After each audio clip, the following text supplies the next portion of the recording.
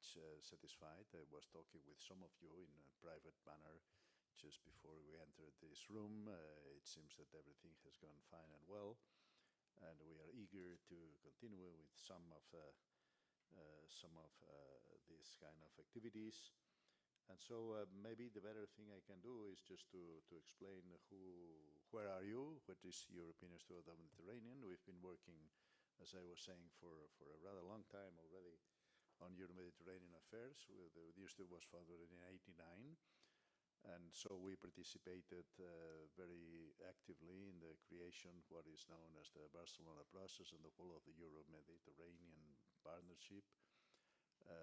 In fact, I usually explain that in '95 there were two things that happened in Barcelona: the ministerial EuroMed conference that launched the Barcelona process, and back to back with it, a big, this is interesting for you, civil forum that gathered an important number of people. Some of people are in the room were already very much engaged, as Gemma Auborell, who's sitting there, in her young age, younger than now, I mean,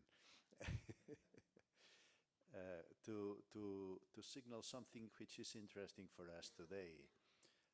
Then it came the creation of the Union for the Mediterranean, decided in 2008, and enlarging, well, the Euro-Mediterranean cooperation, etc. But I was pointing to that fact of this Euro-Mediterranean Civil Forum in '95 because it was a very important ingredient of what the project was, to explain in a practical and clear way that the enormous project that was being launched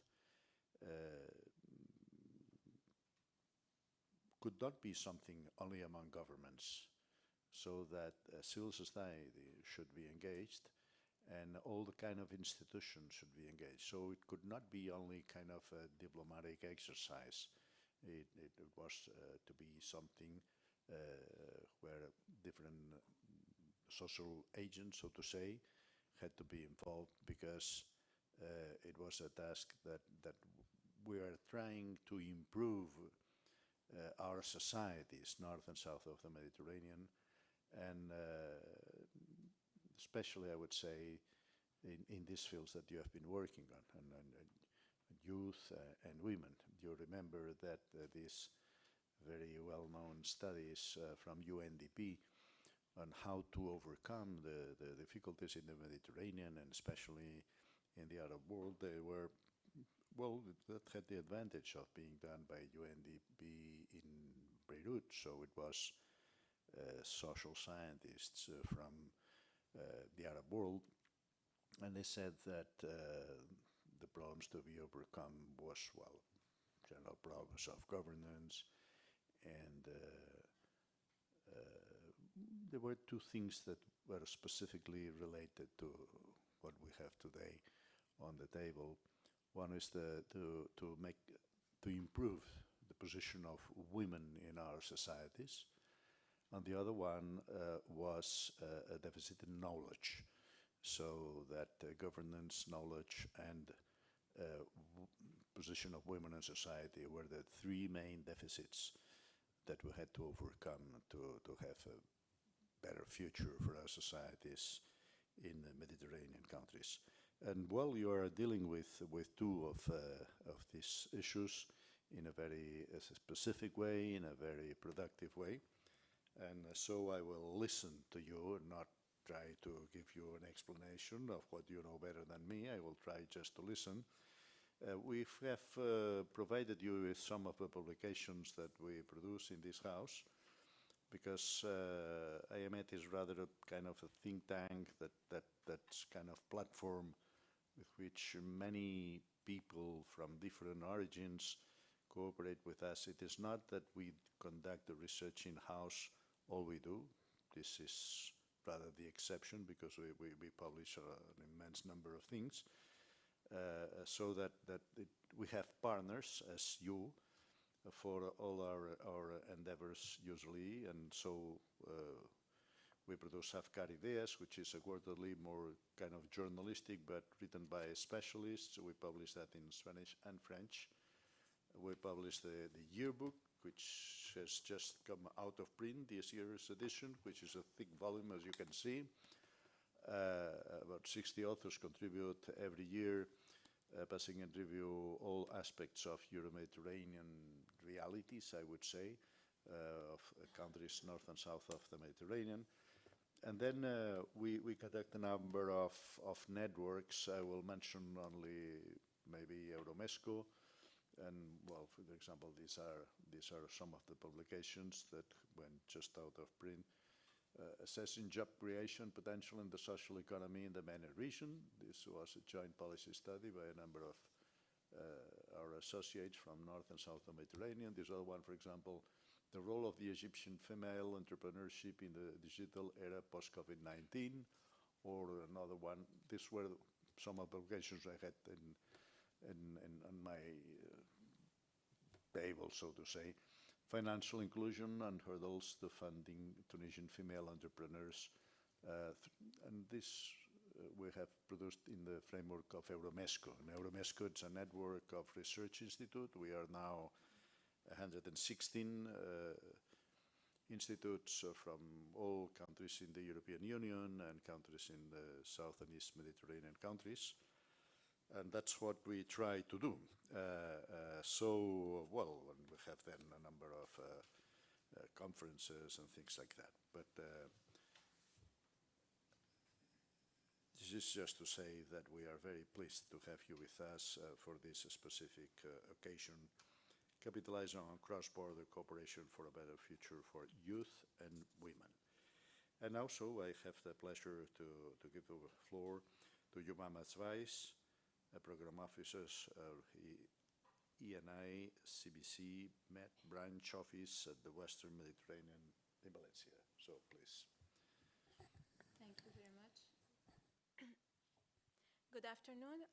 First of all, I would like to thank the IEMed for inviting me to this closing event. And I would like to congratulate IEMed team who has been implementing this project and coordinating it. And also congratulations to all the partners from Cyprus, from France, from Italy, from Jordan, Palestine, and Tunisia. When I participated to the kickoff of Cluster, which was online 2 years ago, I highlighted some points, and one of them was the fact that when we talk about women and youth in employment, the challenges is not only about upskilling or reskilling or adapting the skills of those people, the needs, the people who are not in employment, education, or training. But most importantly, and probably the most challenging point, was to provide a supporting environment for employment policies. And today I would like to highlight other points which I think Cluster managed to implement it in a quite successful way. First of all, the sectors that you as a partnership have selected. You selected aquaponics, hydroponics, organic agriculture, and also food processing. And knowing that this region, I mean the Mediterranean region, especially the south part of the Mediterranean, is witnessing a threatening food insecurity, I think it was quite relevant to choose these sectors. Also, in a part of the Mediterranean, again, the south part of the Mediterranean, where apparently the more educated you are, the more unemployment opportunity you have, which may sound contradictory, but sadly this is what happens. I think it was also clever to work with TVET, with Technical Vocational Education and Training Institution, and to reinforce the links between them and with the private sector. Thirdly, I think that working with policymakers and public entities by providing them with strategic papers and recommendation is also something that goes in line with how to improve the environment for better employment in the region. So this is what you've done in the context of a capitalization project, which was not easy. And I must admit and recognize that as any CBC-MED program, the funding program of this project, it was the first time that we were launching a capitalization call. So we didn't really know how this will, the outcome will be. So I think you got a good, you tackle it from a quite good angle to catch the sense of how to make the most of the results of other projects and do something which on one side is positive for the policy recommendation and on the other side quite practical. I would like also to seize the opportunity of being here today to talk a little bit about the program that will substitute any CBC-MED, which is called Interreg NextMed. So what does that mean? Interreg belongs to a big family of 30 European programs of European cohesion policy. So we are not under neighboring policy anymore, but we are under the Interreg family. And the word next from the name of this program comes from N from neighborhood and EXT from exterior. So it clearly refers to the relationship between European countries and their neighbors who do not belong to the EU. We are about to launch the first call, hopefully by mid-December. So within a couple of weeks, we are planning to launch the first call. The budget available will be about 103 million euros, which will be split into 4 main objectives. The first one is related to a better and more competitive Mediterranean, so mainly supporting SMEs and job creation. The second one is about green transition for a greener Mediterranean and more sustainable.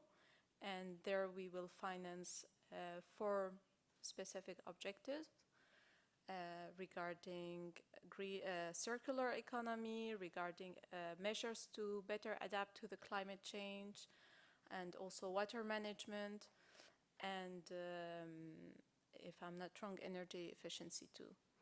The third one will be for a more social and a more inclusive Mediterranean.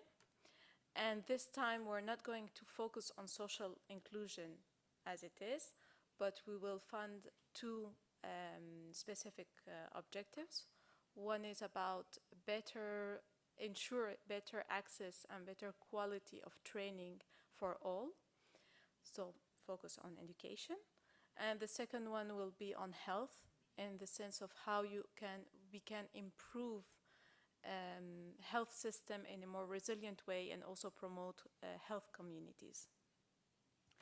And finally, a new priority.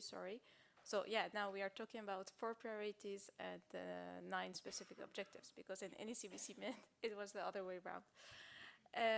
The fourth one, which is new, is about governance, so how to improve the cooperation, the governance in the Mediterranean, meaning how to improve the relationship between local authorities and the citizens.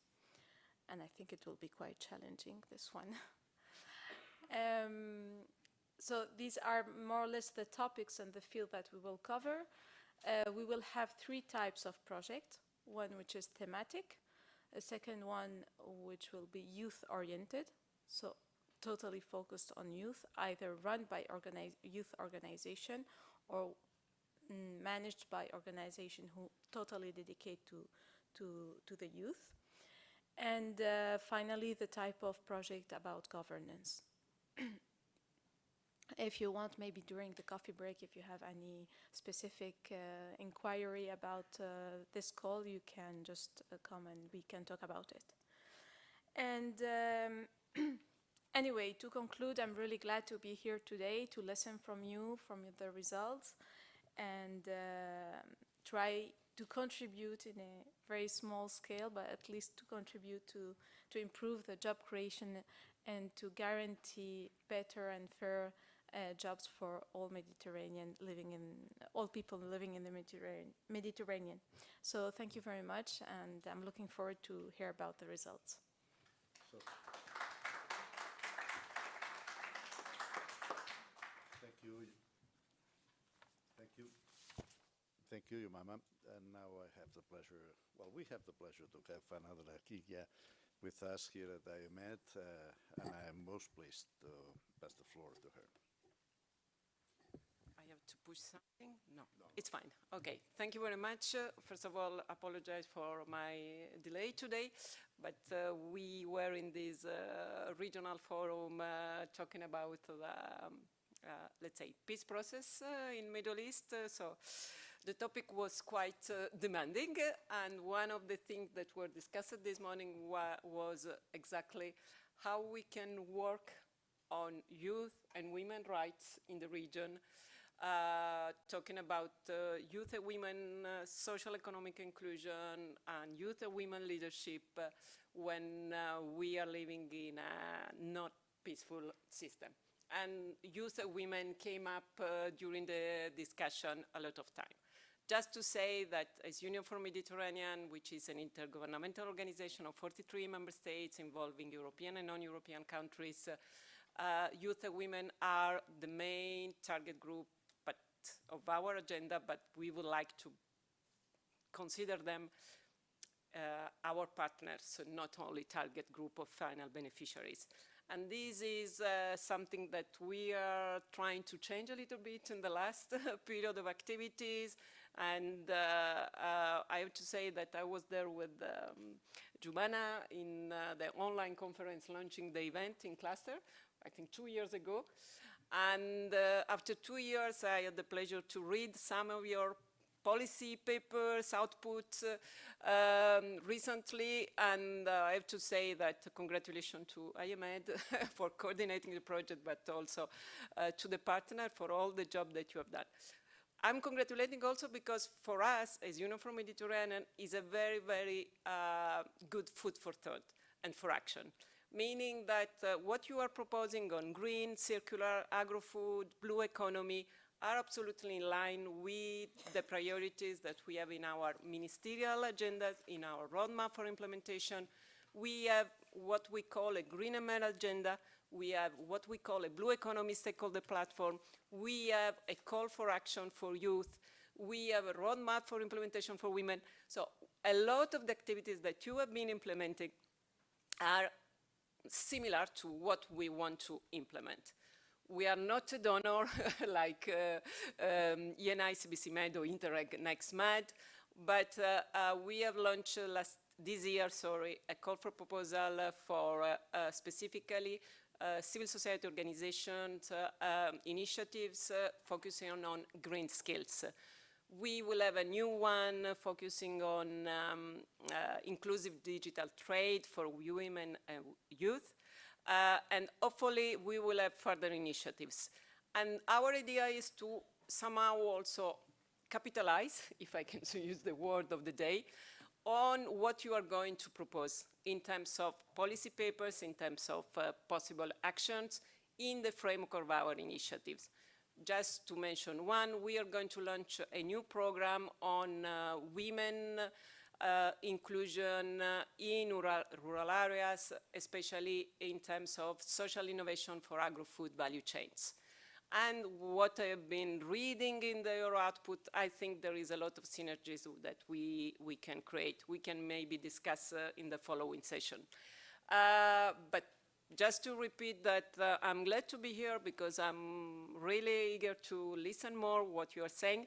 Happy that the new call for Interreg NextMed will have this specific youth orientation because in my opinion it's important. And another dimension on which we would like to work more in the coming months will be with the dimension of that is related somehow what Cluster has been doing on the links to the local communities. Because when we talk about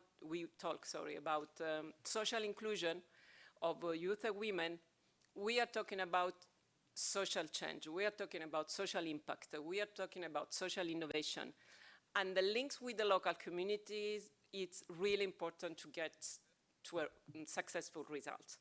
And 2 days ago, I had the opportunity to spend 2 days in the European Impact Week, which is a big event where social entrepreneurs, startup, impact funds, capital investor were there to talk about how we can support financially, concretely, and with policies, startup led by youth and women working for a social change in their countries at a regional level.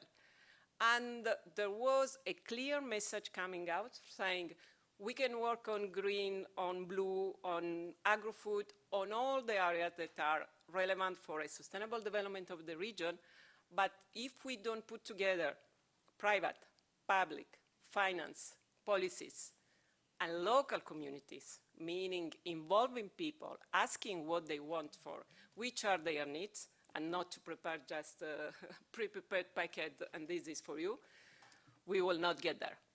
So, again, congratulations, because you did a huge work in bringing up all the needs from local communities. You are there working with them, with the final beneficiaries, and I'm really eager to listen to you after it. Thank you very much. I stop here.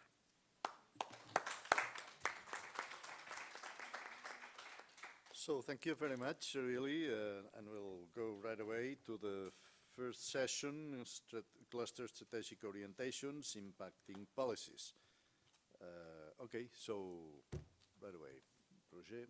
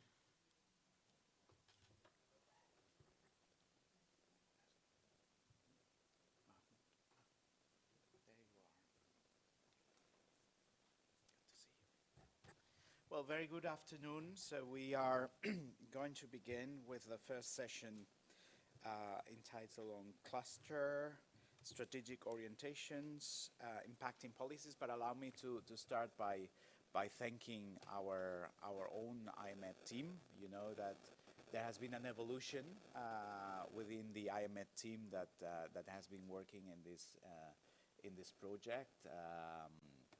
We used to have Karina Melkonian, that most of you probably recall, who started in the early days of the project, and then Karina decided to leave, and we move on, and now we have a team coordinated by Gemma, with Mariona and Umaya, whom I would like to thank for this intense work that you have been carrying out in the last month. Because now we were listening to the representative of the antenna in Valencia, but these ENI CBC MED projects are not easy projects, and I think you will all agree with me that these are not easy projects. I think it's good that the managing authority and the European Commission have put in place this program during the last 7 years, but the implementation has been rather difficult for a capitalization project that has only lasted for almost 2 years, so not even 2 years, with such an ambitious goals that we have. And the need, of course, to capitalize, because this is what, in the end of the day, what was cluster was about. So in any case, we are very happy and delighted now to come to an end of this cluster project, because one thing that I think that we will all agree, I mean, not only the lead beneficiary, but also the partners, is that this project, since the very beginning, really captured the attention of the European Commission at different levels. I remember that we were, with the colleagues of the Union for the Mediterranean, we were given the possibility to present the project ahead of the UFM ministers of employment during the last UFM ministerial meeting in Marrakesh last year. And not only in this very high level, we captured the attention, but also at some of the technical meetings that the European Commission and namely DG Employment have been carrying out during the last 2 years. So indeed, this is of course a strength, it's a success for the project. It is not a success of the lead beneficiary, it is a success of the whole consortium, that despite the limited time that we have had, we could really reach some of our goals very high.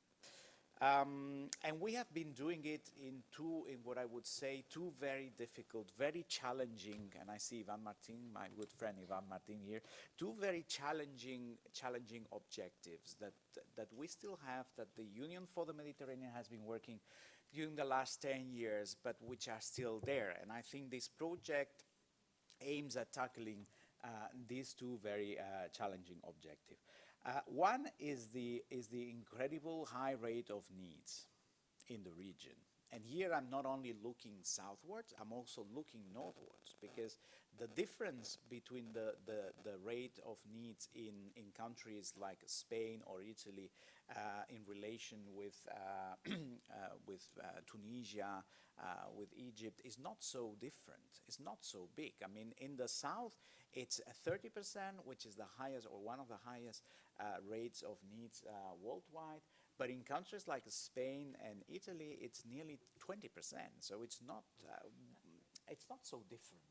And that's really an element that I think that has united the consortium. And then the second big challenge that I think that the region is still facing, and again, where we don't see, I mean, of course we see a difference, but we don't see a huge difference, like the difference when we think about income per capita, where then the difference between the southern Med and the northern Med is immense. And this is the female labor force participation rate, because of course this project aims at equipping the needs, but it also aims at working straight with women and youth, because there is a problem of exclusion of women and youth from the labor market in the south and in the north of the Mediterranean. And particularly when I think about the labor force participation rate for women in the south, then I'm really stricken, because there we can find countries where the difference between the male and the female is above 50 points. And this is simply unacceptable, because this is simply marginalizing half of the population of our countries, and this is something we cannot accept. But then when you look at countries like Italy, Malta, I think here Spain has been doing a great evolution, then you see that there's still a strong difference between male and female participation in the labor market. Anyway, well, these are the two main challenges I think that we have. We have a third one, and this is how we do it in order to foster stronger what we call the new economic sectors, so blue, green, circular, sustainable agriculture, these 4 sectors that cluster has been looking at.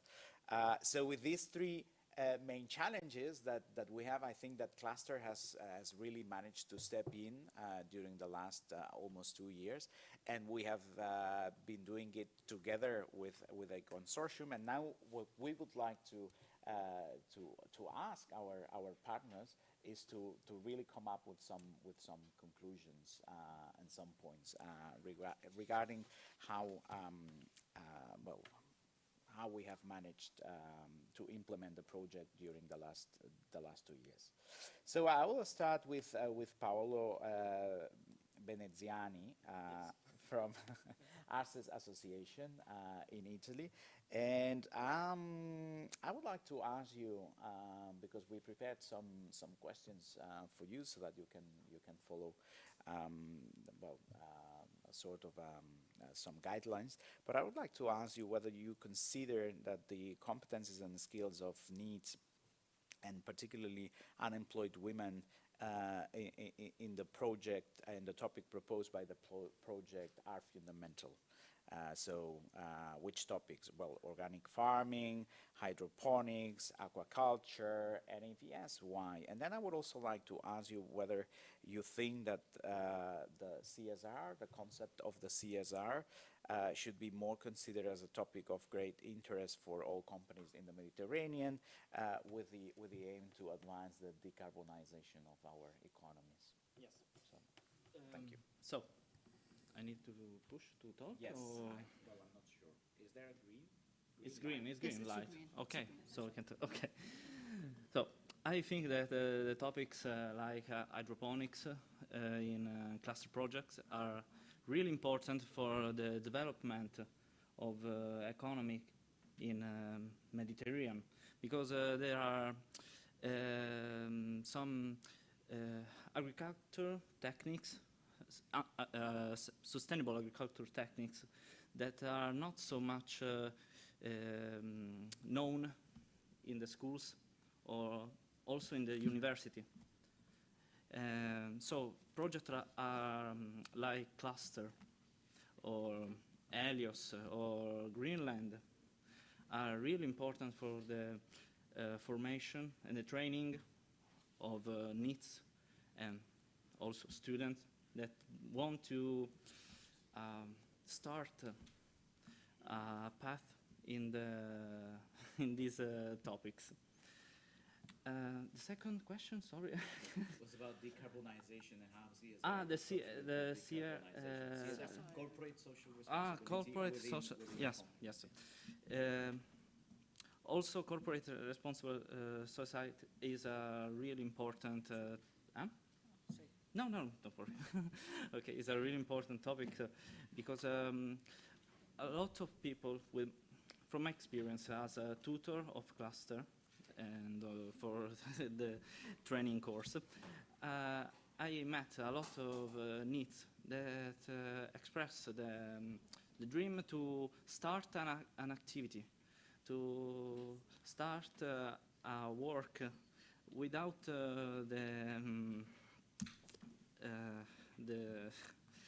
I don't know the term, sorry, without the knowledge.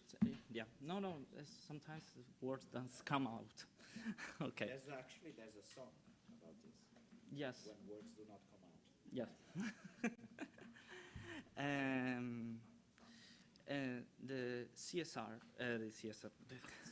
CSR helps to know the reality of work for these people that want to start an activity. Excellent. Okay. Move on. Okay, move Let's on. move to one of our two Jordanian partners. The presentation. The presentation. Okay, please Okay, go ahead. only 5 minutes. 2 minutes. 2 minutes. 2 minutes, 2 minutes. So, for the presentation, we focus on the new skill acquired by NEETs. So, some topics of cluster course are an advanced level. Nevertheless, we obtain strong feedback on the topics of aquaculture and hydroponics. Thanks to these modules, the NEETs involved in courses had the opportunity to address new issues of sustainable development that many had never had of. The result was that many of them became passionate and about these cultivation techniques and decided to apply them to their lands or to start developing them. Cluster then give them the possibility to the chance to look for a path in the sustainability. Okay. Some milestones of cluster models for aquaponics were, for example, fish in aquaponics, vegetables, or bacteria in aquaponic systems. For hydroponics, the main soilless cultivation techniques, the substrates, the mineral nutrition and fertigation.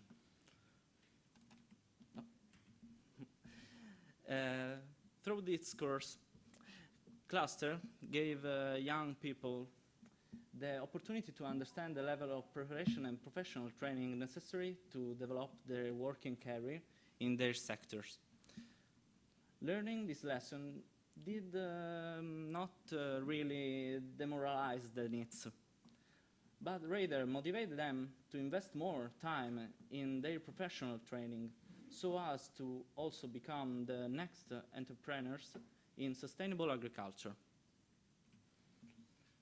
The future perspective and strategic orientation for this project, I think that the training course under cluster project we have implemented should be and can be replicated and cascade down into other regions and municipalities in Italy for ARCHES and in participant countries. The learning platform and the uploaded contents should be available to everyone, even after the project ends, to involve the trainings. Okay, now we have a tiny video of our interview. Okay, this one. The audio.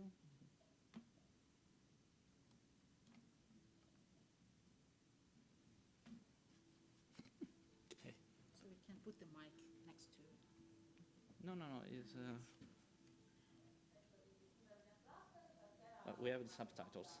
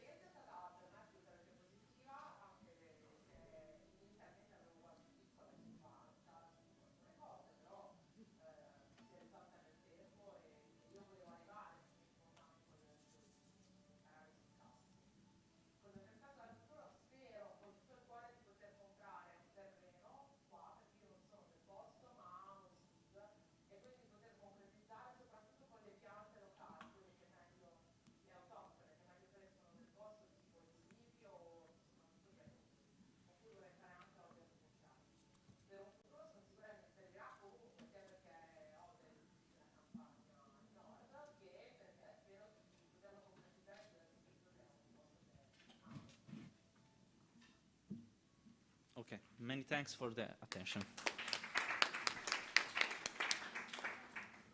Well, many thanks, Paolo. Now we move on. The Jordanian representative, Ala, who is representing the National Agricultural Research Center, which is one of the two Jordanian partners that have participated in cluster. So perhaps you want to, so I'm going to invert the order. So maybe you want to use first to give your PowerPoint presentation, and then I might ask one or two questions. But it's my opportunity to ask questions. Yeah. Okay, then I would like to ask you straight away. It's your choice. Either you start with the question or the I'm presentation, and I will start. a very passive and obedient person, so I will stick to the questions, and then you answer the questions and So you I will give the start with the presentations. presentation, but before, I wanna. Hello. I won't ask the questions. And I will start by thanking IEMed, thanking all the partners for a lovely consortium who really dedicated to work. Thank you, IEMed, again. Thank you, my best colleague, Reem. I've met her through Cluster, and we've now best friends, because this is one of the cases that we are two partners from the same country, and we are complementing each other, which is a real addition to our life, not only for the project. This is a value added to the project, but also for us. So I will start by the presentation. Hopefully my presentation will answer your questions. Hopefully. Today I'm sitting here as the work package leader of the capacity building on the project, which is one of the core concepts that empowering the needs and the women by the skills and the knowledge they needed to move on in the sustainable economy. As you see from the title, we have some insights through implementing clusters, some lesson learned through the how to build our courses, curricula, and how to build better curricula and training capacity building programs for the future cooperations, hopefully. So as you all know, we need to develop and to have online training, on-site training and traineeship. This is the goals and the pillars of the work package that we move on. Next, please. And I've put this slide because I want you all to know that we are working to reach the sustainable economy sectors. We are trying to move from the regular economic model to the new sustainable economic model, whether it's green, circular, and sustainable agriculture, or blue economy, or other even colors of economy. We are trying to move the planet from the old perspective to the newer one.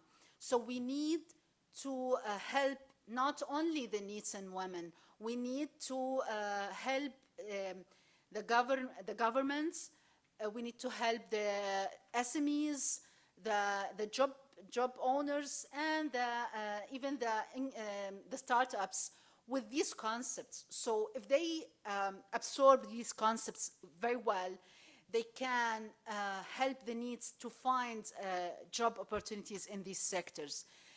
This is one of the gaps that we had in Jordan, in all the countries of the consortium, and even in the Mediterranean at all. Because sometimes you train the needs and the women, but you don't find the job owner who believe in these concepts.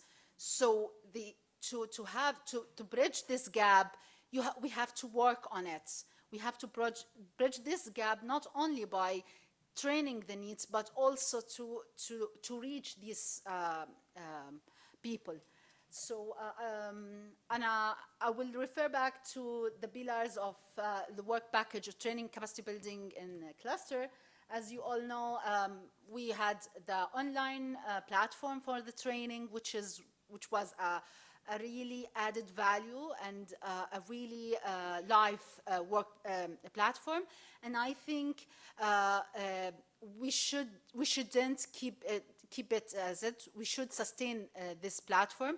We should continue in putting new curricula on it, using it, because it's a really nice platform, easy to access, and it held a lot of the needs, and which is indicated by the high number of people who enrolled in the platform, which is a good outcome of a cluster project. Then we followed this online training with on-site training. We tried to take the opportunity for the people who finished the enrollment of the online training to be part of the on-site training. So we started by a basic level of knowledge, then we go to advanced level of knowledge for a smaller patch of needs. And the final dimension, let's say, or route of training or capacity building for the needs and the women was using a traineeship or a traineeship program in each country, which was a really, really challenge for all. I think for all of us, not only for Jordan, which is, in fact, we did it twice. We have two traineeship programs. But in fact, they were a really challenge work to have this traineeship program. It's just a slide to mention what are the topics that we are talking about: hydroponic, aquaponic, food processing, organic farming, and the country who proceeds in this. Next, please. Okay. These are some of the challenges, and I think using these challenges, we should, we noticed through implementing the project.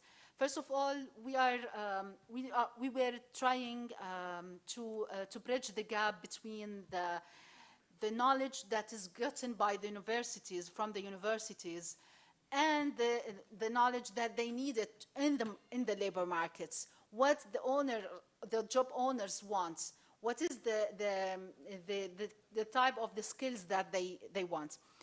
We found that the job owners doesn't want only the technical knowledge, because they said it can be accepted or gained through their work, but they want also the soft skills, which is a really important pillar, should be added to the programs, which were coupled with all the technical aspects, training aspects that cluster did.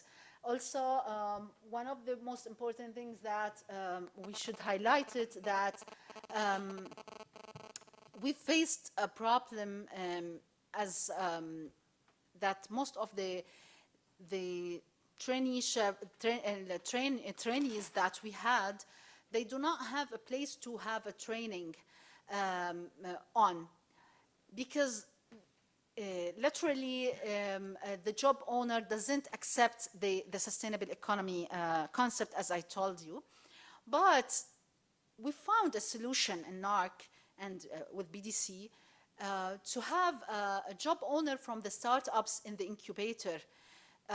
So those people in the incubators, the people who are really open-minded, they have new ideas, they are working, they are establishing new jobs, they feel with the needs, they feel how it is working with having no job, so they help them. They get, and we benefit them, because we save the money of the employments for them for 1 month at least. So that was a win-win situation in our case. Now I will show you some videos.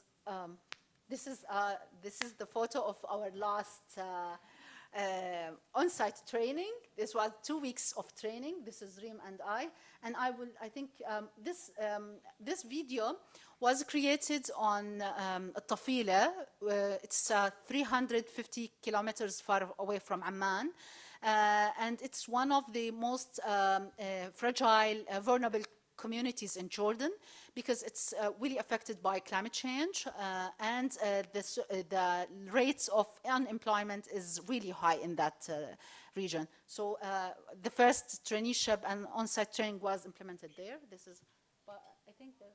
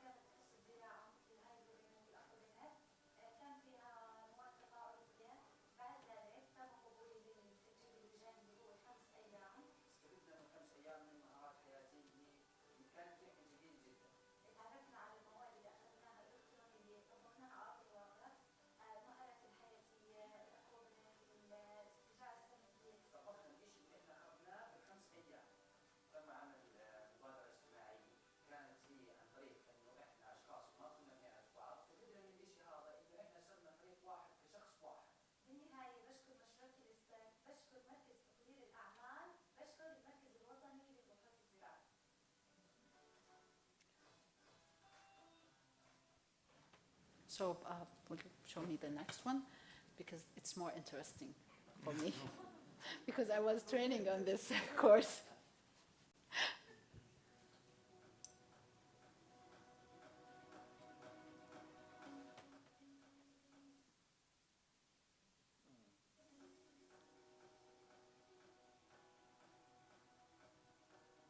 This is me giving the training.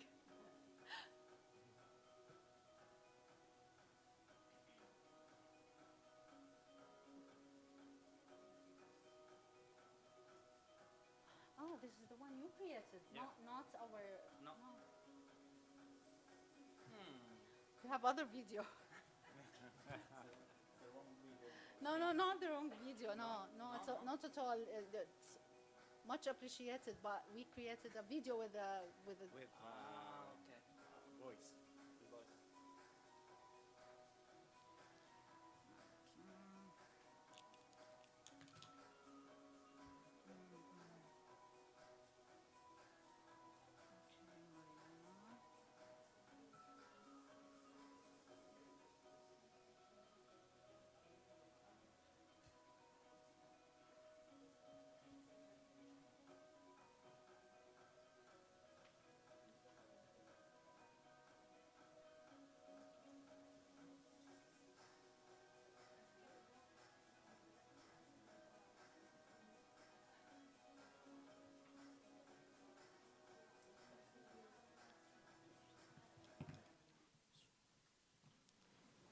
Okay. Voice. Okay. Thank you very much. Well, thank you a lot. No, most welcome. And I think you very well covered all the questions I was going to ask you. So thank you. So I think we'll follow this order.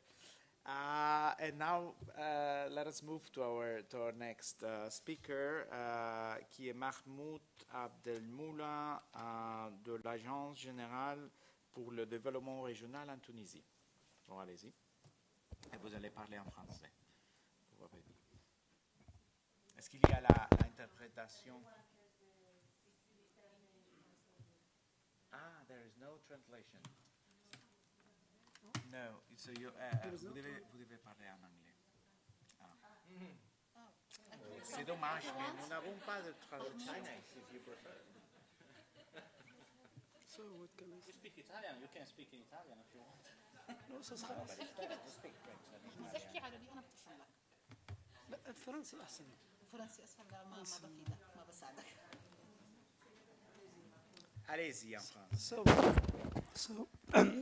So it will be maybe a mix, French and English, possible.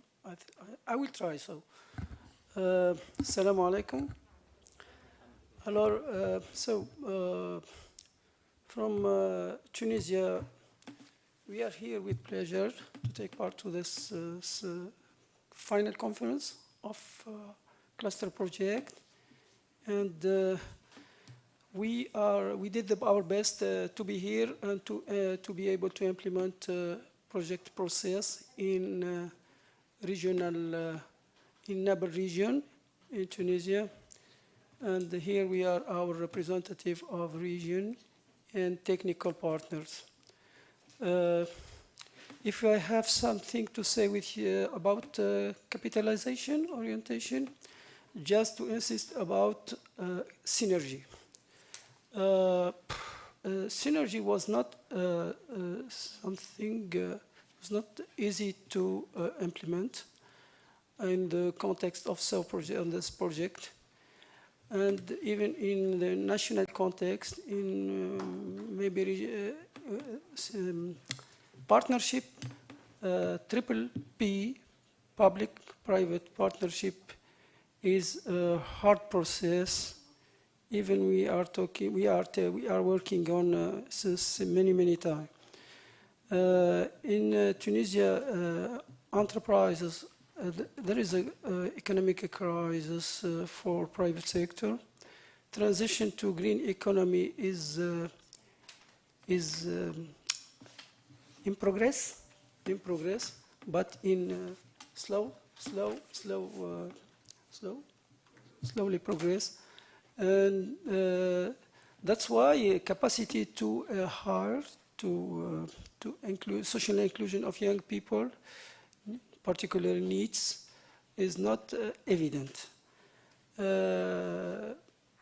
However, we had not problem to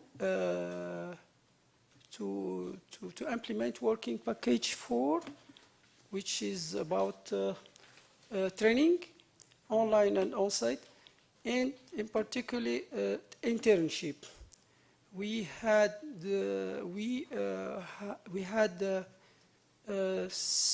more than 2,000 enrolled in our online platform, with more than 60 certified. About 20 are take part to on-site training process activity, and only 11 were hosted in company. One of them is with us, Sinawi, and we had many problems with regional companies, because we are on regional, which is specialized in agri-food. That's so 8 companies are our partners to implement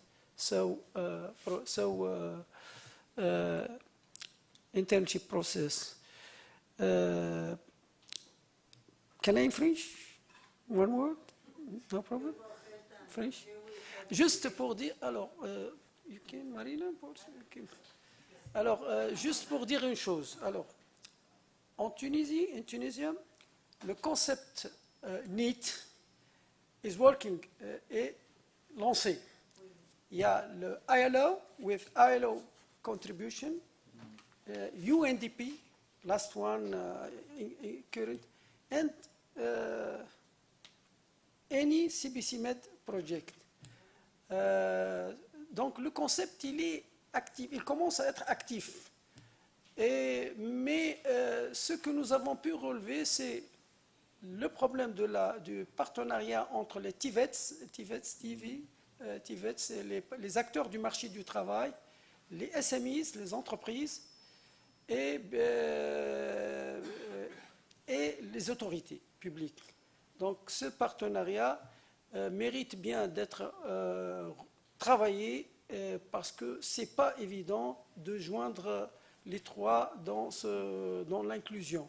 Les politiques qui sont en Tunisie, des politiques nationales, régionalisation des politiques publiques de l'emploi, ce n'est pas encore fait, ce qui fait que les autorités régionales ne sont pas très partenaires dans ce processus. Autre chose, les synergies entre les acteurs. Nous avons essayé, Et vous allez voir que nous avons entamé une synergie avec un projet IEMed, MyC. Et là où il y a eu de la création d'une structure associative, là où les NEETs se sont rassemblés. Et nous avons un leader de cette association qui est parmi nous, le jeune NEET, Sinawi. Et nous avons établi une entente avec ce projet-là, MyC, et nous comptons pousser ce partenariat dans le sens de la capitalisation pour gagner en masse critique, c'est-à-dire pour être plus efficace, more efficient. C'est une expérience pilote cluster. It's a pilot experience cluster project. We are working to amplify, to extend with other partners, local partners, civil society and technical, national technical institution like Agri-Food Technical, National Technical Center. We are our trainer here, trainer coach, to achieve. C'est pour réussir ce processus entamé à l'occasion de ce projet. D'autres idées à partager avec vous, mais je me contente de cela. Si on peut faire passer... Juste, alors, il y a... au début, alors les statistiques sont là, vous voyez, les trois quarts des... le secteur major sector, sustainable food processing, la majorité ont opté pour celui d'après. Alors, nous avons un problème de concertation avec les acteurs. Concertation with local anti-vet actors collaborative. C'est à travailler. We have to work on. Les internship agreements, we have internship agreements. On a eu du support de la part des mentors.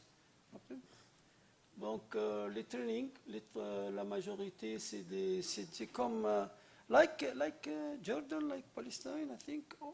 Major needs are female. So next, please.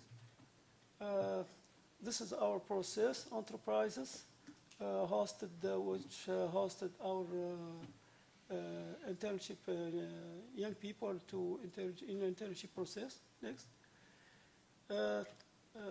This is a testimonial, just 1 minute. 1 minute, 2 minutes? 2 minutes, if you like. Okay. Yeah, link, there, yes. Link, the link, please. Okay. Oui. Oui, si tu veux. Yes. Yeah, okay. C'est en arabe, attendez, en arabe. Amarina, c'est en arabe le testimonial. So will you translate from Arabic to English later? Okay, and later maybe we take it all maybe together. Alaina.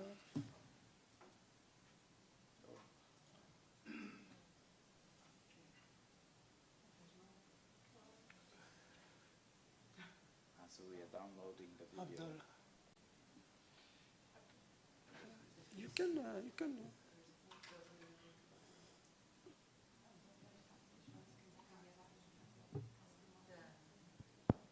Hello, can you hear me?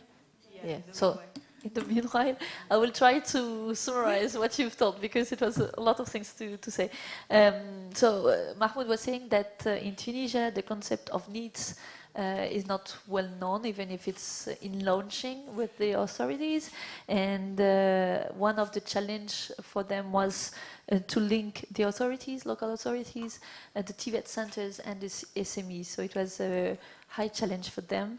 And also to be able to put in contact those actors with the trainees, the needs.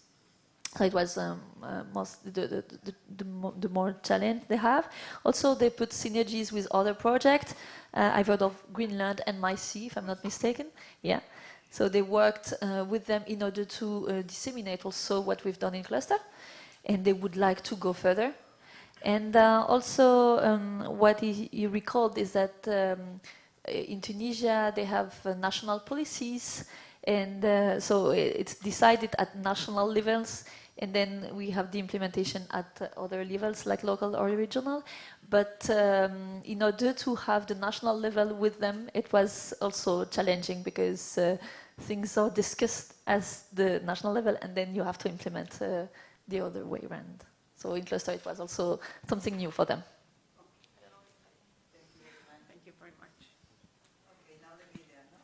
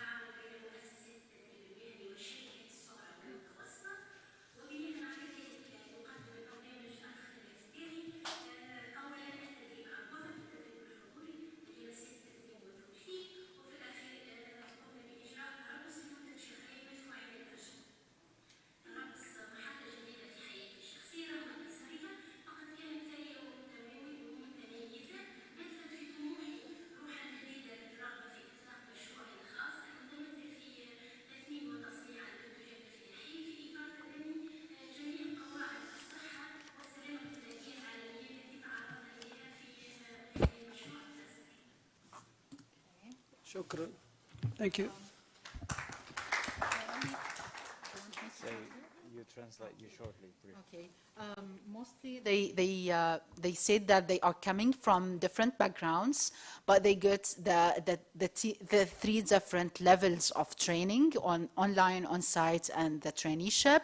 And the most interesting one was the last one. She said that she created her own job in food processing, and she's following the food safety requirements that she got it from the project, and now she's establishing her project based on the knowledge that she takes from the training courses. Thank you. Thank you. Thank you very much, and thank you also for shedding light on one, I would say, very relevant and cross-cutting problem, very much linked to the project, which is this need to create strong local communities that bring together Tibets with SMEs and organizations that support SMEs and local authorities. This is key. This is key, and this is one of the shortages that the project has been trying to address at the local level. Okay, let's now move on to finalize with this first round with Uriol Costa, who is representing Ecoregio from here. So I presume you have a presentation as well, or a video, and then... We want to make a video. Now close your eyes and imagine... No, then I will fall asleep. Not. It's very serious. Close your eyes and imagine that your region is 10% ecological. Now open your eyes. This is all what you have.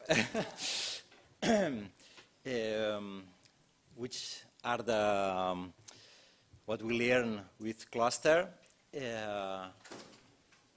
In this picture, we try to synthesize all the rain that we don't have outside, all the rain of projects and experience, and to give and share this experience. In the middle, from bioregion, and this bioregion, it's Mediterranean.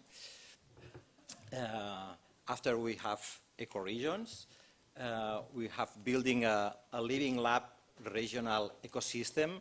This is one of the challenges that we have, and at the beginning was the reference of the difficulty of the governance. No? If we don't make a living lab, collaborating universities, research, governments, citizens, different kind of social initiative and companies, we can build an ecosystem. So with this ecosystem, we have eco-micro regions. For cluster, we was focused on Barcelona and Girona. And finally, the cluster experience is a smart ecosystem that we are not agree with the title of this conference. Finals conference, not. Yeah. We have the idea this is the beginning, the seeds that we have cultivating all these months, all these years. And I want to share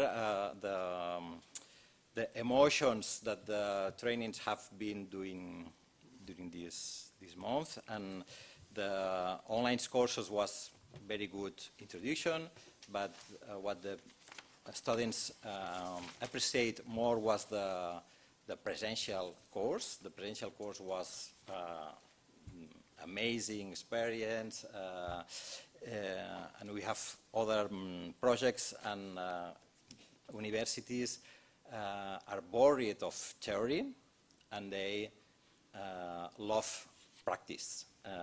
So the scholarships are the very strong part that we have to focus on this. Maybe don't give enough resource in other things, and maybe be strong on this.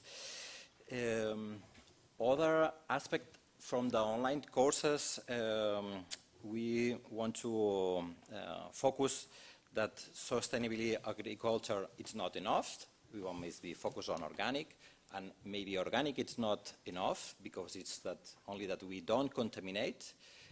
certificate that we don't contaminate, and we have to be focused on regenerative agriculture, biodynamic agriculture, that we have to give to the earth more than we take out. Other very strong experience is that soft skills are the most important training that the companies need, because after when you arrive to the company say, okay, we have 150 varieties of tomatoes. Yeah, it's difficult to share this knowledge to a person. So, but this, the soft skills is the key, because the person don't have enough soft skill introduction. You take your hand and say, okay, with the hand is like this. You don't want this worker. So trying with this. Other important question is the social as a community skills, this clusterization, this process of clusterization. We have to learn a lot of this process. In only one history, in other project from 11 partners, 8 countries, 7 million of projects of euros. The evaluation from the UE say very interesting, but if we don't have this part that Ecoregio contribute of create these ecosystems, all the other don't have reason. Because if you have theses, patents, but you don't have ecosystem to connect it in the value chain, you don't have nothing. So we was focused on create this smart ecosystem, connecting entry value chain of production with service transformations on process. We have the potential of continuity of the students that make all this process that you know that it's similar in your regions, with a process of acceleration program with next generation funds that could be a continuum. And other important aspect is to build this kind of training, very experiential training, do it formal, because now it's informal process of training. We want to connect it with dual process. Dual process, as maybe you know, it's doing practice. You receive a scholarship during months. So this kind of training must be the future. And other very interesting process was introduce agile methodologies. Maybe you know it from use this agile in software projects, but if you introduce it in this kind of projects, social, technical, have a very good results. So life is changing.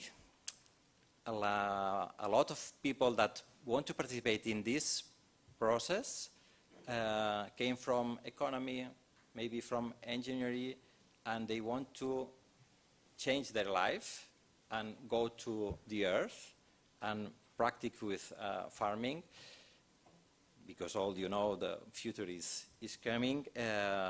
But this experience, the people was very, very enthusiastic to have this opportunity. I am happy if I could share a little part of the enthusiastic that the people have during these months. Thank you very much. Well, thank you very much, Uriol, also for your takeaways. I'm afraid we don't have much time, so I would kindly ask the next round of representatives to come here, and maybe we are going to have some Q&A at the very end of the session. But thank you so much. Thank you.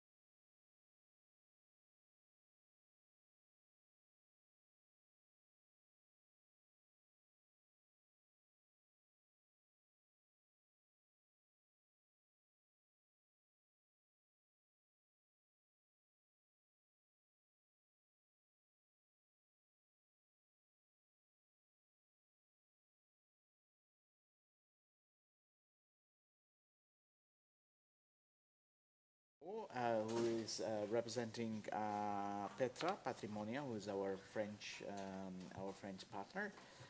So I presume you've also got a presentation. Yes. So we go through the presentation, and then we might have questions to ask. Okay.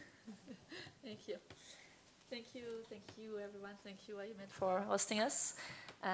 Thank you also to the audience and to give us the floor to listen to us, and also for all the partners of this project, and for your work and your patience, and also a special mention to our Palestinian partners for your patience to me, because it was not easy, I know, I'm sorry, and also for coming here today, because we know that it was challenging, and you went you overcame some obstacles, and in the end you're here, so thank you.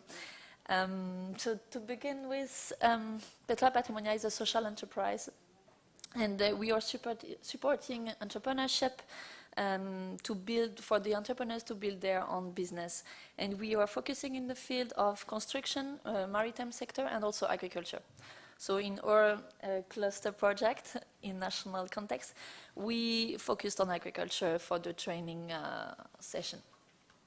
So I would like to talk about our challenges today, because we faced so many, but it was, we learned about this. So first, we came into this cluster project from RISMAL project in order to capitalize what we've done in this project. And in the past project, we focused on environment and heritage protection.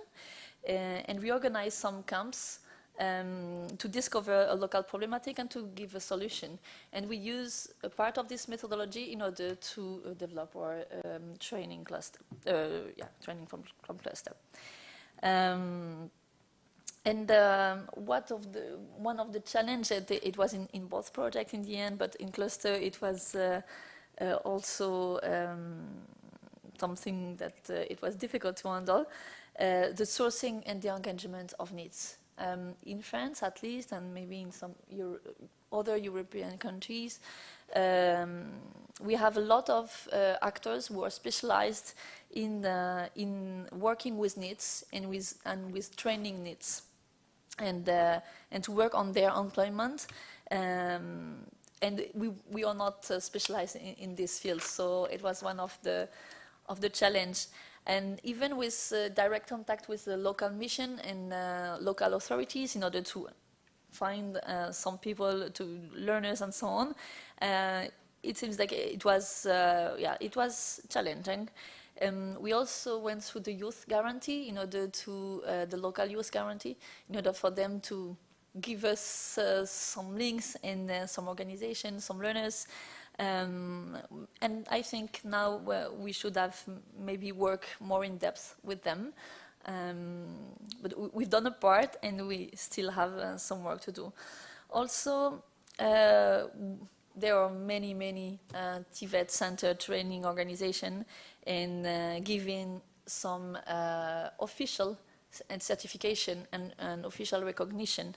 And even if in our project we had the certification, it was not with recognized competencies at national level, for example.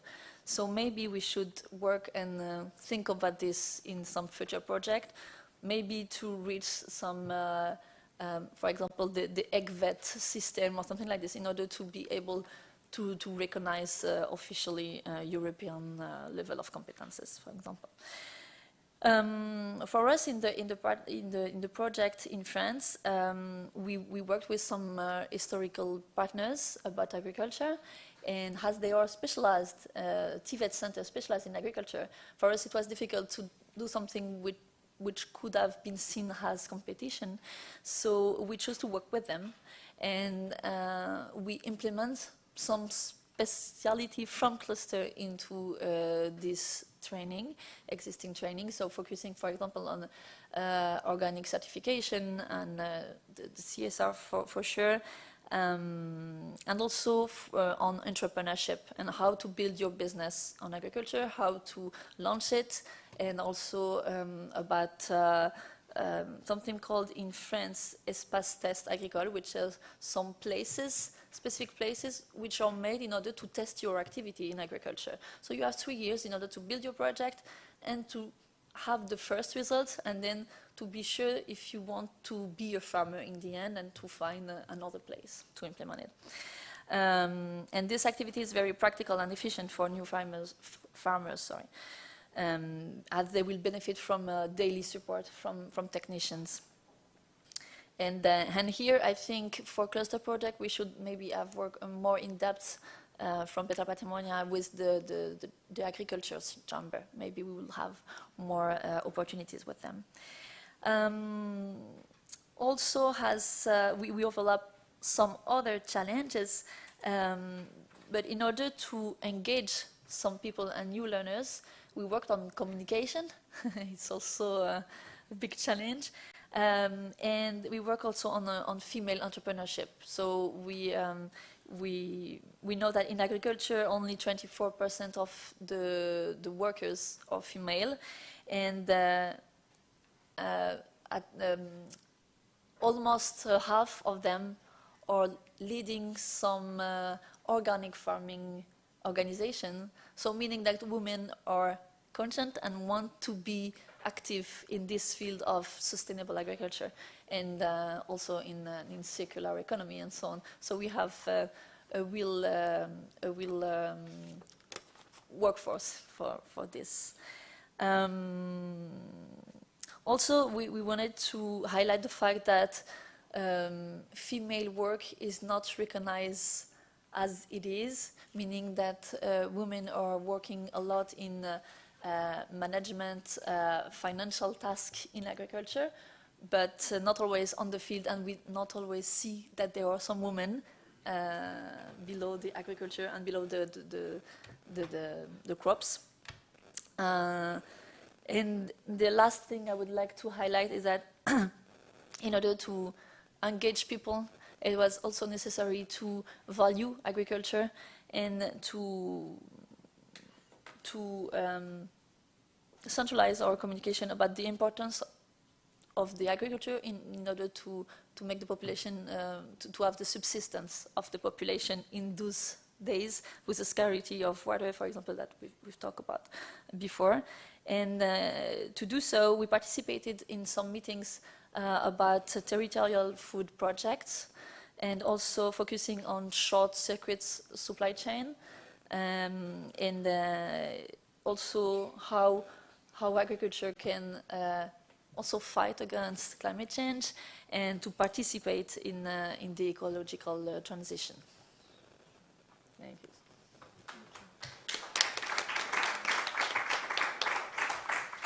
Thank you, Marina. And let's now move to the next speaker, who is Maria Kokkari, who is representing the Cyprus Chamber of Commerce and Industry. Hello, everyone. It is really pleasure to meet all of you in person. It was really pleasure to implement the project cluster in Cyprus. I would like to thank all my partners for the great collaboration that we had, and I hope that we will have the opportunity to collaborate again. Now we are going to see a video on how Cyprus implement the cluster project.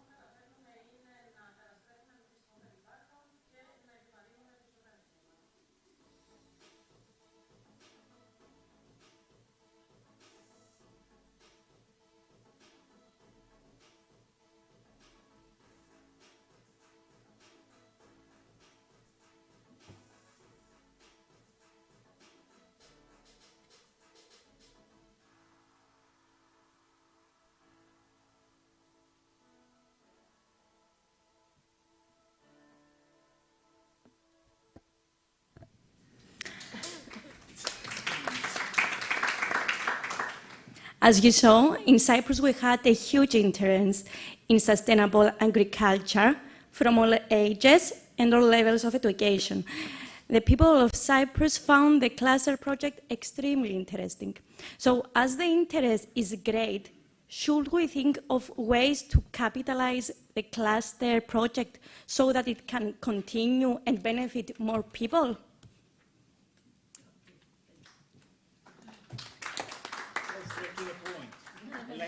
Let's move to our last presentation, and we can open up a round for comments or for proposals. And now I'm really pleased to introduce Abir Hadidi, who's representing a Business Women Forum from Palestine.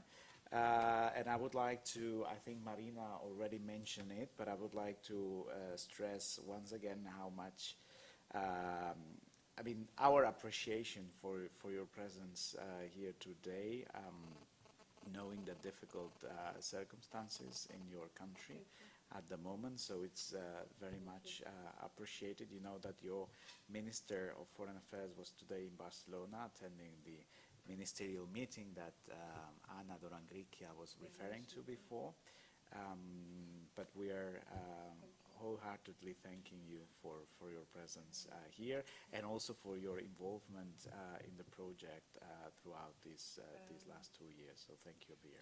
Thank you also all for your welcoming and for making us having this welcoming feeling So thanks for everyone, name by name. In my name and my also colleague Susanna name, I would like to say that it was a pleasure for us to be part of cluster project, and we are very happy that we were able to join this closing event and final conference. We were afraid that we will not be able to make it because the last time in Jordan, despite it's a very close country for us, but we couldn't be able to join the team and to meet all of you. Before going to the presentation, excuse me to pass the greeting of BWF management to every one of you as well. And we wanted actually to bring iconic gifts for every one of you, but we didn't manage to make it because it's a little bit risky, given the circumstances that we are passing through. So we carried out something from cluster and consider it as a gift for all of you. It's a printed material we used during the campaign, the project campaign, the awareness raising campaign, as well the information campaign. So as a reflection of what my colleagues, all of them, because I'm the last one, so now they left me a little to talk about. But honestly, we are sharing the same experience with different extent maybe.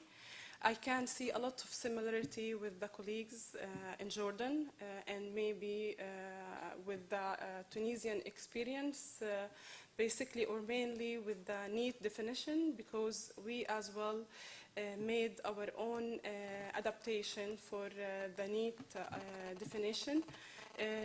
Adapting our own context, and as well we face the same challenges and share the same insights as the Jordanian colleague, mainly in the training and building capacity component. We share also the same idea that Marina just mentioned about the certification of the cluster training and how we can extend and raise the endorsement of such training in local, international, and regional level. Now, in order to shed light on a different point, rather than the ones that you already presented, I would like to talk about another activity that we did in cluster project, and it was under our work package, and it aimed to reinforce the networking among the project stakeholders. Mainly, we are talking about TVET institutions, as well small businesses or cooperative or whatever was the definition of your partner in your country, from private sector working on sustainable economy field or would like to be part of this changing toward the sustainable economy field. And as well as a result, I would like to present how we thought that this intervention or this activity can be eventually a tool that we can influence the decision maker. And when we say decision maker here, it's not necessarily that we refer to the governmental party, because everyone could be actually a decision maker when it's come. A private sector is a decision maker, can be a decision maker if they put the needed pressure and have the needed say. TVET institution could be also an influencer if they really presented their value in a good and in a representative way. Excuse me if I'm going to go a little bit in details. And this is a very specific example about the interchange scheme. It was conducted on all the partners, country partners, and it aimed to connect the TVET institution, mainly the trainers and the education provider in the field of the economic, sustainable economic and SMEs. For what? To build a constructive relationship that dynamically can lead to better improvement in the field of the sustainability. So in Palestine, we decided to do this interchange scheme in the field of food processing, and hopefully that this intervention can lead to more. I think that I had a loud voice, but it seems no. Fine. I said that in Palestine we decided to do this interchange scheme in the food processing, hoping that we can, through this initiative, to move it a little bit toward sustainability and toward sustainable food processing. So the objective was to exchange knowledge, experience, tools, latest trend in the field of food processing between the private sector and the TVET institution, and to strengthen the cross-sector cooperation between those two parties. For what? For reducing the gap between trainers and operators in this field, aiming at providing better and enrichment employment experience later on for the whole people and the target group working in this field. Next, please. So the implementation in Palestine focused on sustainability aspect, technical one. As well, we saw the importance of the managerial aspect, because even in the implementation of this scheme, we had the vision that we need to involve the women. And we found from practice and from reality that a lot, or let's say a notable percentage of women who are working on food processing, usually working in a shape of women cooperative or under women cooperative umbrella. And the idea that they have maybe a lot of technical skills away of the term of sustainability, but they still need more advancement in managerial aspects, such as arranging operational steps, financial, storage, whatever of operational activity. And the other aspect that we found very interesting, since we implemented in the cluster the internship phase, we thought that it might be added value to investigate a little bit more in the outcome and the process of the internship, to have the lesson learned and to know if we're gonna repeat this experience. And since it's a capitalization project and the possibility that another project will come and capitalize in our result, it would be interested to present, let's say, improvement on how we can make the internship phase. The methodology, we tried as much as possible to have participation from the first step to the end step, from the matching point between the SMEs and the trainers to the delivery of the outcome or of the advice or of the tools of advancement. And we used experimental approach like observation and as well on-site involvement on the production and management places. And it was not in a directive way. It was like using the coaching, which means that you will, it's a dynamic between the two parties. Next, please. So, the impact, we can say that we have a very successful experience in the interchange scheme. We managed to capture the level of knowledge transferred between the trainers and the cooperatives that participated in this interchange. We noted the improved in production, managerial, and even the learning process. As well, we received a lot of positive feedback from all participants from this process. But yet, we can't say that that's all. We are not satisfied by saying that it was successful initiative. Since we are talking about how we can capitalize on this, so we are presenting a recommendation that could make the interchange scheme much better. And honestly, in the program design, it's mentioned interchange scheme. But from our point of view, as the ones who did this on ground, it's initiative.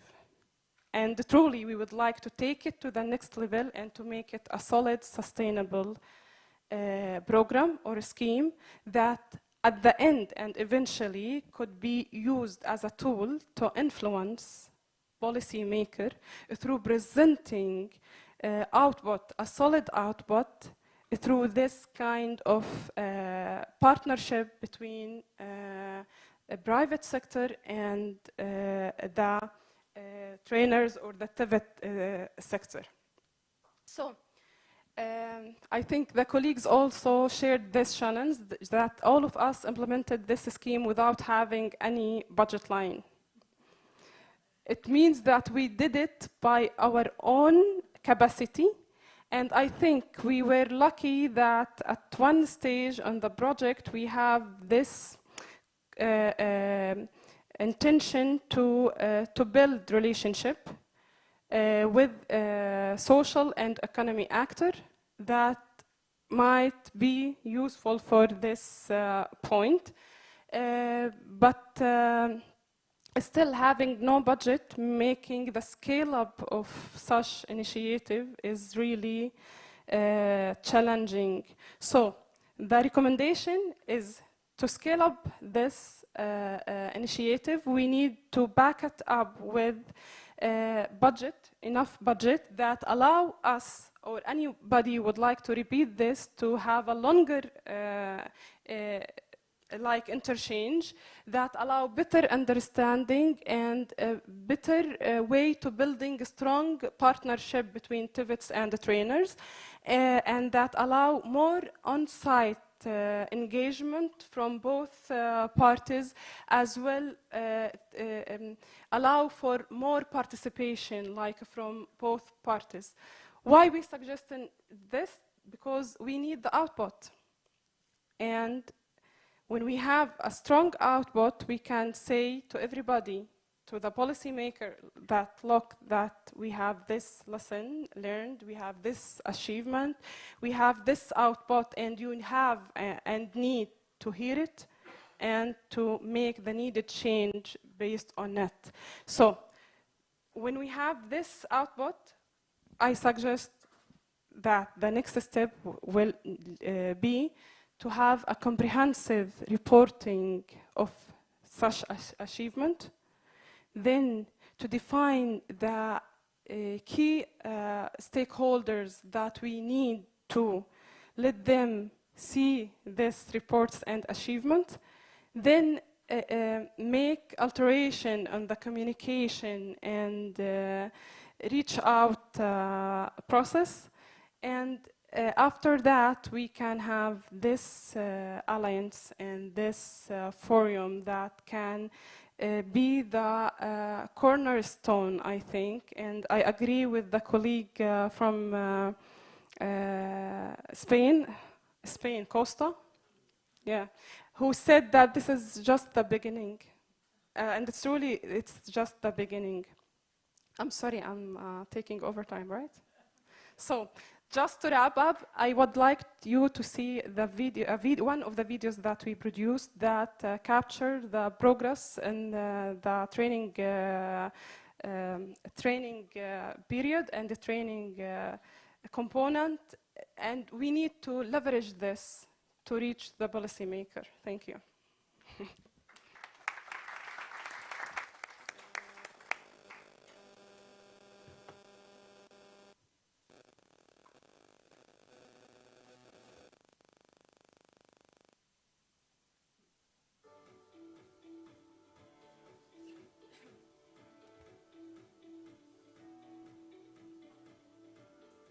لما تأسس منظمة ريادة الأعمال عم بيشتغل على تمكين النساء في المجتمع الفلسطيني لتعزيز الاقتصاد المستدام.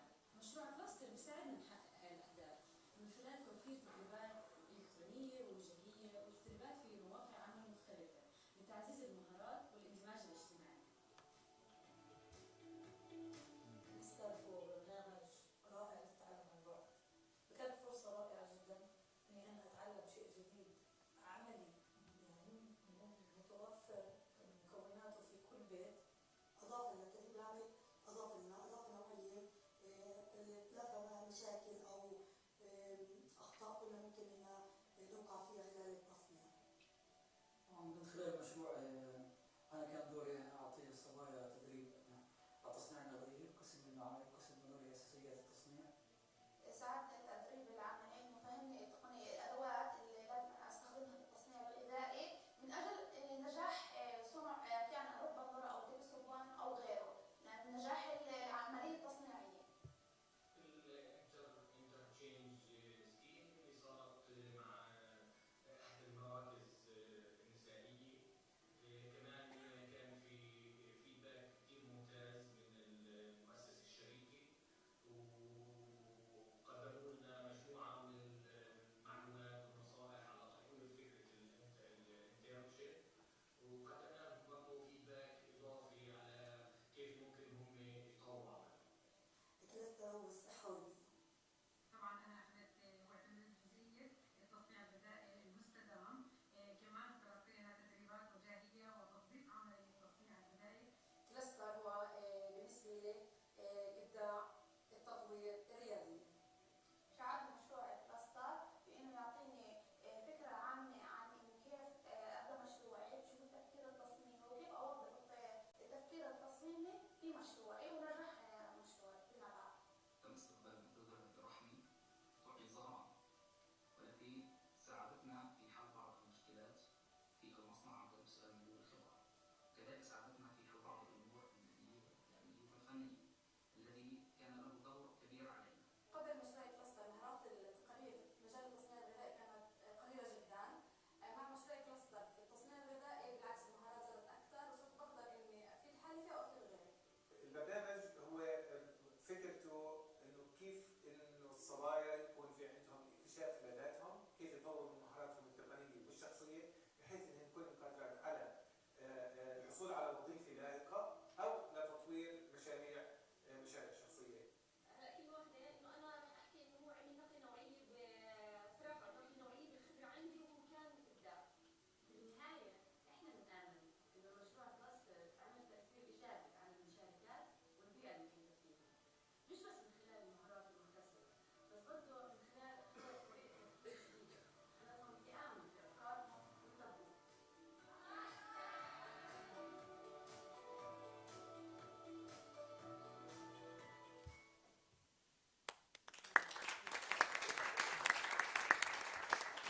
Well, thank you so much, Abir. And before we break up for our coffee break, I'm going to give you the chance to ask questions or maybe make statements. I would also like to welcome the representatives of BDC, who is our other Jordanian partner, Reem and her colleague who hosted us so well in Amman in February last year, and extend my greetings to Dr. Nayef, who was at that time the Minister of Labor in Jordan. So, who's up for? I think they need coffee. You really want to have coffee? Yeah? and sweet pastry? Yeah? Okay. Well, anyway, thank you so much to the 7 of you who spoke, and you gave, I think, a very good and overall presentation of the major achievements that we managed through the implementation of Cluster, and I'm sure that within the next day and a half, we're going to work out some of the challenges that you left on the table. So thank you so much. And now we can move to the room next for the coffee and the pastry. Thank you. Thanks. Thank you. What you said made me emotional a little bit. It's how we feel it, because it's being so brutal that.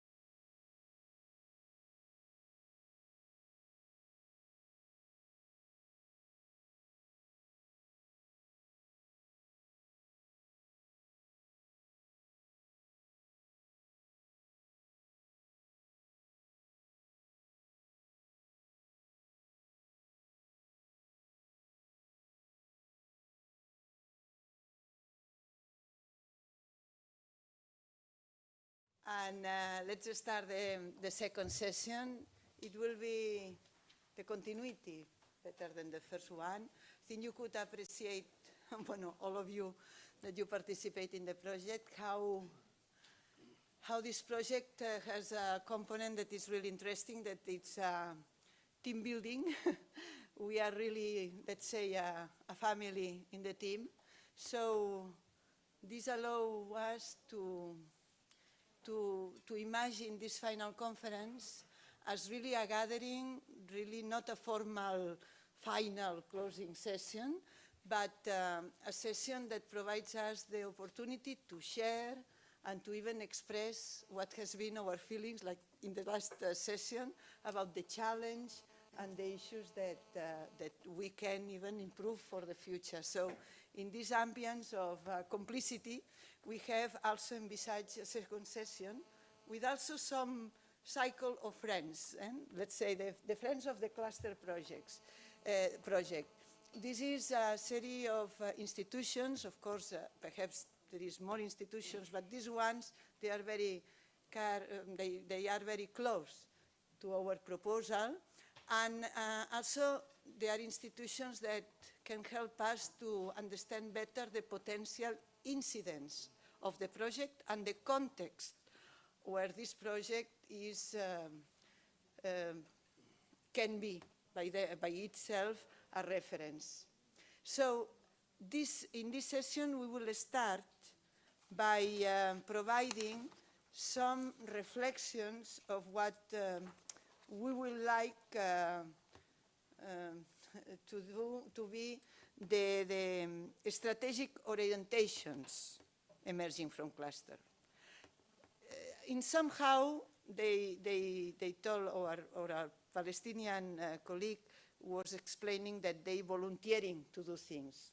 It was the cluster consortium volunteering also to engage an expert in the second half of the project in order to help us to understand strategic issues that can come from all this effort in the implementation. So we decided to engage Ivan Martin, that he is associate expert here, but is professor in the Pompeu Fabra here in Barcelona, also in Rabat. He came today precisely from Morocco via Madrid, and tomorrow, I think, or after tomorrow, he is coming back again to Rabat.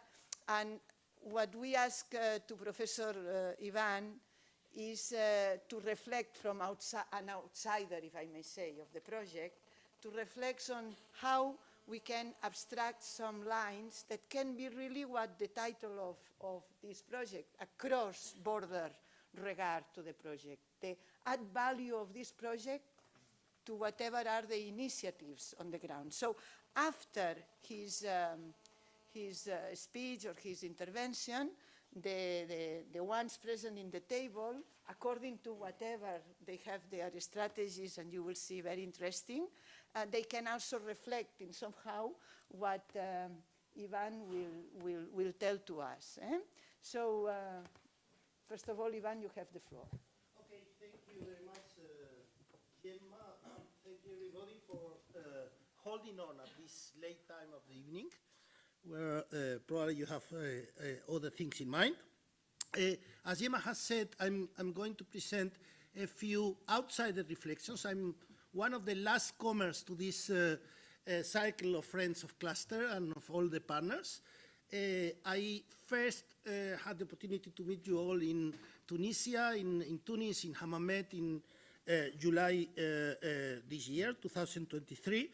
And I was asked, indeed, as Gemma explained, to provide some strategic framework to analyze the potential impact, the implications of this first NECBC capitalization project, and to go a little bit beyond the operational challenges and lessons learned and achievements that you have been presenting to us, and even if sometimes, as you will see, they overlap, because at the end the strategic dimension is by definition built on the operational dimension.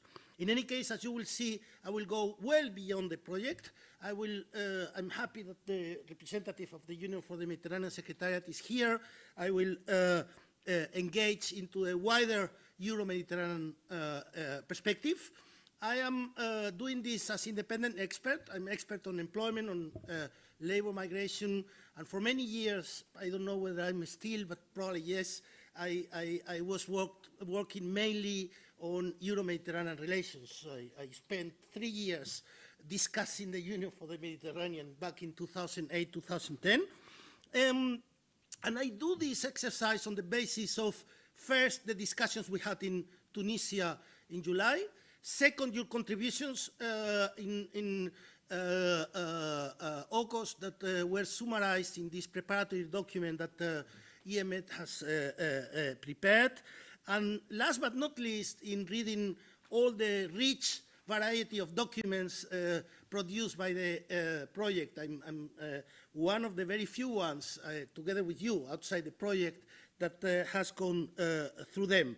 And I will do this quickly, just not to take too much time and to allow my co-speakers to intervene in 8 points.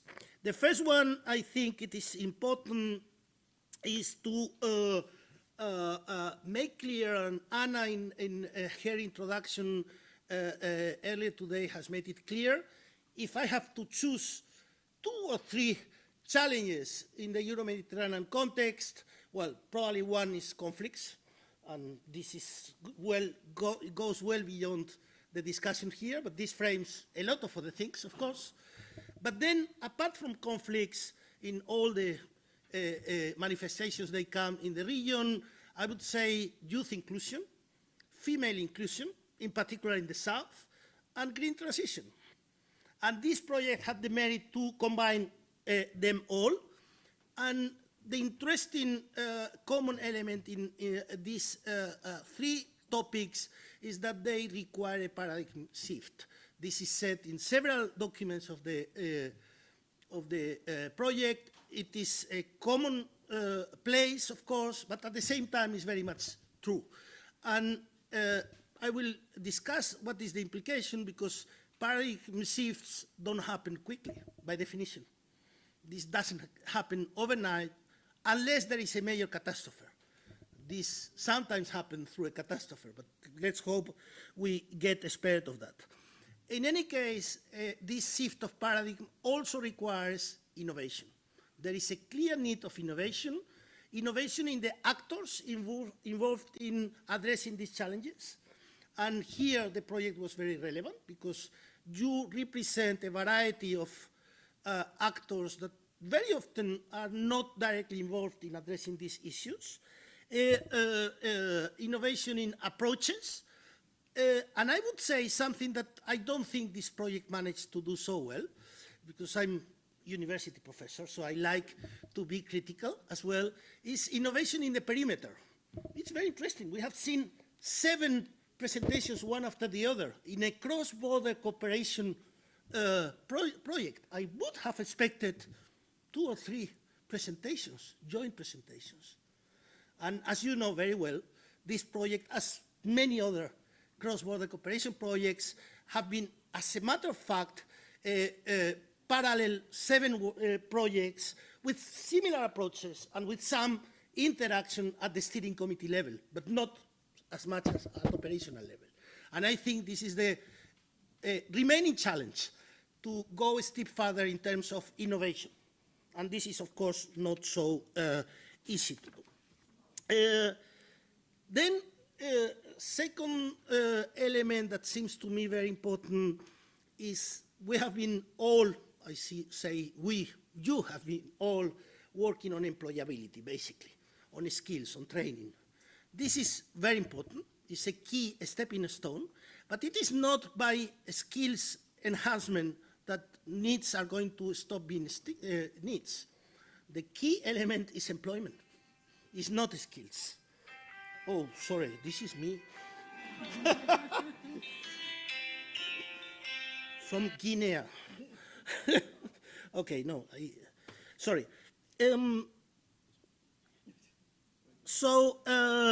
the challenge there, and this is not only in your project, I would say this is in all initiatives dealing with inclusion of youth, young people and women. No, it's in silence. But a key challenge is going from employability to employment creation. I don't think this project has found many ways to do that, as all other projects. This remains, but we shouldn't forget that. Even if, and in your presentations this came to the fore quite clearly, even if there has been a few hundreds beneficiaries of your 7 interventions throughout the 7 countries, I think it is important not to forget that we are talking about millions of young unemployed people, needs if you want to call them, female who are out of the labor market. So it is not by this kind of small projects that we are going to fix or solve that problem. And this leads me to the, and then I have here a lot of issues coming from your own contributions on this link between employability and employment, for instance, on profiling and how this is actually, by definition, a static process that whereas employment and labor markets and the expectations of needs are dynamic. So this creates a mismatch, almost by definition. I have issues on the preference for dual training. Oriol Costa and Abir were talking about the importance of internships and practical experience as a leverage to find a real employment. In any case, this link between employability and employment seems to me critical. And this leads to me, which is, is my third point, which is the need to align with national policies. And I would say, go a little bit further, not aligning with national policies, integrating our action into national policies. This, of course, doesn't involve only us. It involves institutions. And this is pretty difficult. We know it. You have mentioned it. It is actually, Jumana mentioned at the beginning, one of the interesting topics of this project was engaging with TVT institutions. As a matter of fact, when we discuss it, this is one of the parts of the project that has worked less well. Probably because the resistance, the reluctance of those institutions is too strong. I have been for years following cooperation projects by the EU with all countries in the region, including Jordan, including Tunisia, with investing literally hundreds of millions of euros in each of those countries to improve and enhance their national TVT institutions, with very little effect, to say the truth, and with a lot of failure, much more than success stories. So probably it is too much to expect that our small initiatives are going to do that, but this remains a key issue, and we have to keep trying and innovating to find how to do it. You have mentioned the issue of official certificates. This is a critical issue. And this comes, you have mentioned it, I think, in Tunisia, I don't know, in any case, Abir mentioned it several ones, and I think this is critical. Third issue that didn't come up today, but it's very important, is the role of public employment services. If we are talking about employment, public employment services, even in Southern Mediterranean countries, play a key role, and very often a monopolistic role. I quote some of the contributions, I won't say from which country, saying they act more as a barrier than as a mediator. This is another challenge to address, because at the same time, we cannot work without public employment services. It simply doesn't work. So there is probably a work of advocacy on public national employment policies that should be complementing our action on employment promotion and employability promotion, because otherwise we are bound to fail in our ultimate objective of actually achieving better and more employment for young people and women. And this, probably governments and institutions like the Union for the Mediterranean have a role to play. One of the issues they were all saying is very difficult to mobilize officials from governments. This is the only thing which is not difficult for the Union for the Mediterranean. No, in comparative terms, absolutely. Okay? So there is a synergy to be explored there. Okay? Fourth or third issue, I don't know, fourth issue, I think, the issues about the sustainable economy. I must say I'm not an expert in that. I have taken some points here. I think it's very important what Mahmoud mentioned today, that this is a very slow process. And in some of the, in particular in southern Mediterranean and eastern Mediterranean countries, the issues of awareness. This is not a battle that has been won yet in southern and eastern Mediterranean countries, which is very easy to understand. They are more focused on development because they are less developed. I mean, at the end, you like it or not, sustainable or green transition is, of course, an imperative, but it is a luxury when, that you only think about when you have started to develop, at least. This issue of awareness and a slow pace of change is a critical issue. Then Marina made a very interesting interventions on, but this emerged from all other contributions as well, the difficulty to attract young people and women also in most of the cases to sustainable economy sectors. Also because they are, to a large extent, traditionally male-dominated sectors. So it is, we are fighting two battles at the same time, the gender battle and the green transition battle, and this is not easy.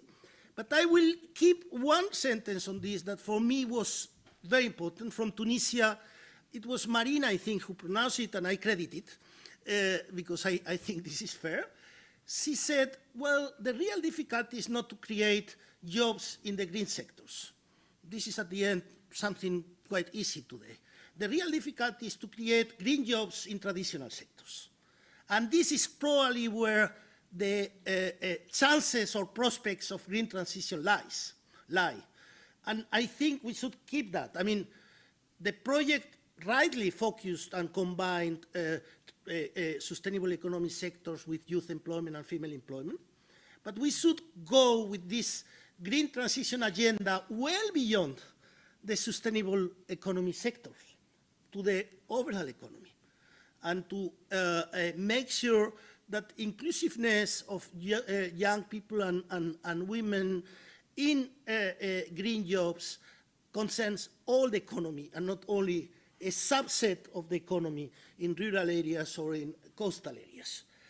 Then one issue that we were discussing now with Humana before the meeting with Humana, but I think it is important to underline, which is the huge differences between North and South Mediterranean countries.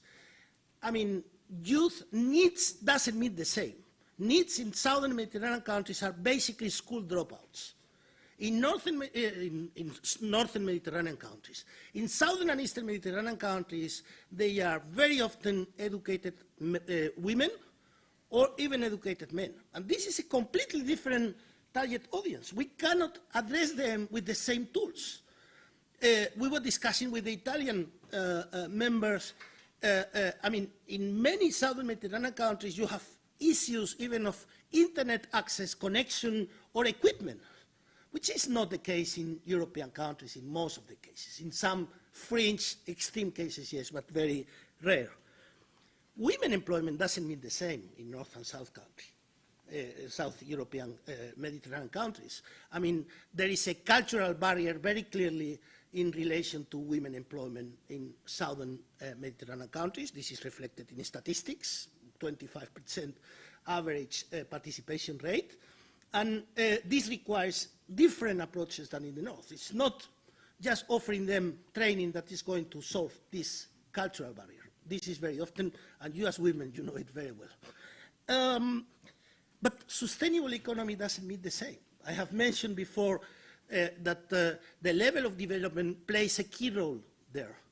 But also the access to water resources, the situation, the status of rural areas. In the north countries, these are depopulated. In southern countries, you have a huge percentage of the population is still living in rural areas. So this changes completely the attitudes, and you have to take this into account in the design of your interventions. Otherwise, either there or here, they will be misplaced. I think it is important here, so to draw some conclusions, interventions should be adapted. There is a big scope for transnational mobility, and we haven't talked a single word about mobility. That's very interesting. As an expert on labor migration, it's the first meeting, I think, in many years where not a single word has been dedicated to migration or mobility. But I claim that this is important as well. This is very important for education and training of people in European countries. And if it is not important in people of the South, it's because they are discouraged, because the visa issues and everything, and resources, of course. But I think mobility should be brought back into this discussion. In today's world, being employable and finding an employment often also means having had experience of mobility in your training and professional career. And this we shouldn't forget.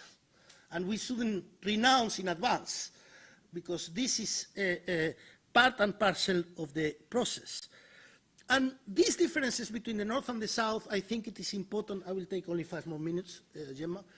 I think it is important to be aware of, for instance, Marine was mentioning the youth guarantee. I mean, this changes everything. This changes everything. In the northern Mediterranean countries, the partners were having difficulties to attract enough candidates because they have so many other opportunities. In the southern, they had high rates of dropouts, but attracting candidates was not a problem. You have seen it, lots of interest. I mean, also because they don't have many other alternatives, so they come to whatever is offered to them. And this is important. I'm maybe too candid and too naive, but I still believe in the concept of shared responsibility that was at the origin of Euro-Mediterranean cooperation.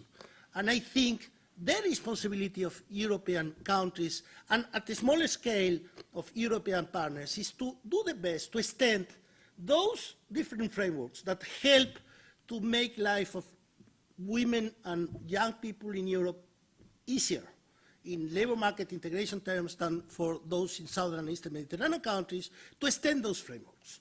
The youth guarantee. I will come back at the end to this, the very existence of European employment policy guidelines.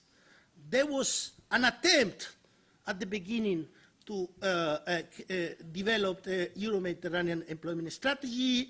Now look for it in the declarations, statements of the Conference of Ministers of Employment, and you will be disappointed. Capitalization, a key word for this project. I take one word, first, Gemma mentioned it, I think, at some point, this was the first capitalization project, and to this extent, it was a pilot project. And it is important to have this in mind. But what perimeter for capitalization? I mean, the way I saw capitalization in this project was a very beginner's way. I mean, we capitalize on the small project that we have implemented in the past. But there are so many other projects to capitalize. I think it would be important to reach out to all the projects in the field of employment inclusion of women and youth, and not only on the ones we know better because we implemented them in the past. And this is, in my opinion, a key issue. We have together developed an inventory of Euro-Mediterranean projects in this field. I will come at the very end to this. And there are so many.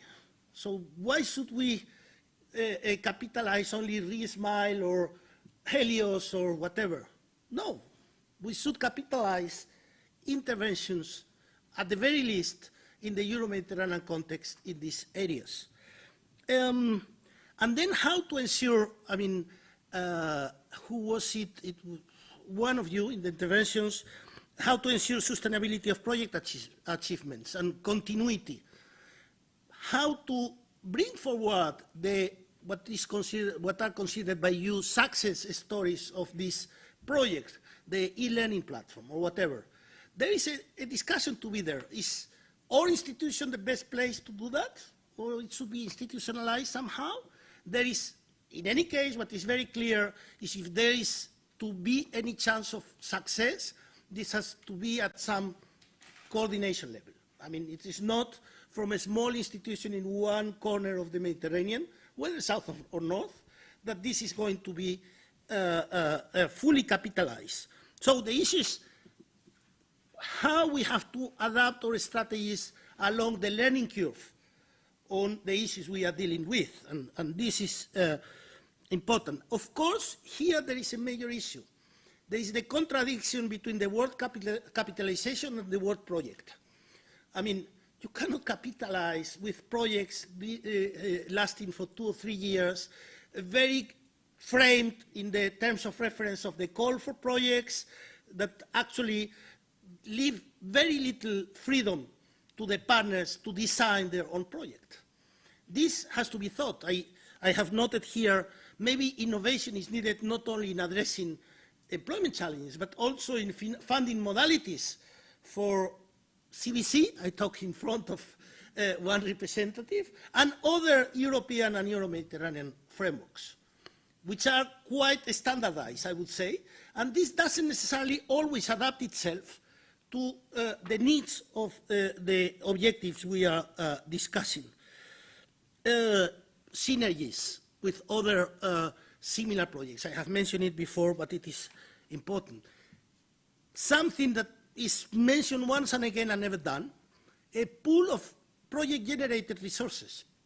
I mean, there are so many good reports, so many good, I mean, most of them are public, but looking for them is something that not even researchers dare to do. I mean, it takes so long, and I could give examples, and this should be eventually done in a more systematic way. I conclude with one final comment. I have something on the role of regions. I have mentioned before, I think more joint activities, more joint action, more transnational activities, including e-learning, should be included in these projects at the operational level and not only at the management level. That was, I mean, I have seen the family that Gemma was mentioned, and I like to be hosted by this family. But I don't feel the people screaming cluster in the video were thinking about any other country that the business development or business women forum. Final question. Since I'm an outsider and coming on and off in the Euro-Mediterranean Partnership, the first time I dealt systematically with employment in the Euro-Mediterranean Partnership was in 2004 to 2006, with a study in 8 Arab Mediterranean countries on the Euro-Med Partnership unemployment. And the conclusion then was very clear. Employment was absent of the Euro-Mediterranean Partnership. This was not well appreciated by the European Commission, and then they acknowledged it. At the end, they said, well, you have produced 400 pages report, substantiated it, so we are not idiots, we acknowledge it. This has changed dramatically since the Arab Spring. Since the Arab Spring, European Commission and Euro-Mediterranean Partnership have taken employment finally seriously. This is very clear, and this is a very good evolution, but in a way that it is not necessarily effective. I mean, you have only here, in the inventory that you have produced, you have Erasmus Plus projects, several of them. You have NECBC, you have Interreg projects, you have Union for the Mediterranean, labeled projects or labelized projects. Then you will have now NextMed projects, but then you have European Training Foundation, a full agency. I have worked a lot for them. So I was very surprised to see that they didn't play any role in a project on skills and training in the region, which is an agency, EU agency, specialized in providing technical assistance to partner countries in neighboring countries on training and skills enhancement. Absent. Then you have the all EU cooperation bilateral projects, funding with millions of euros VT institutions in Tunisia, in Morocco, in Egypt, in Palestine.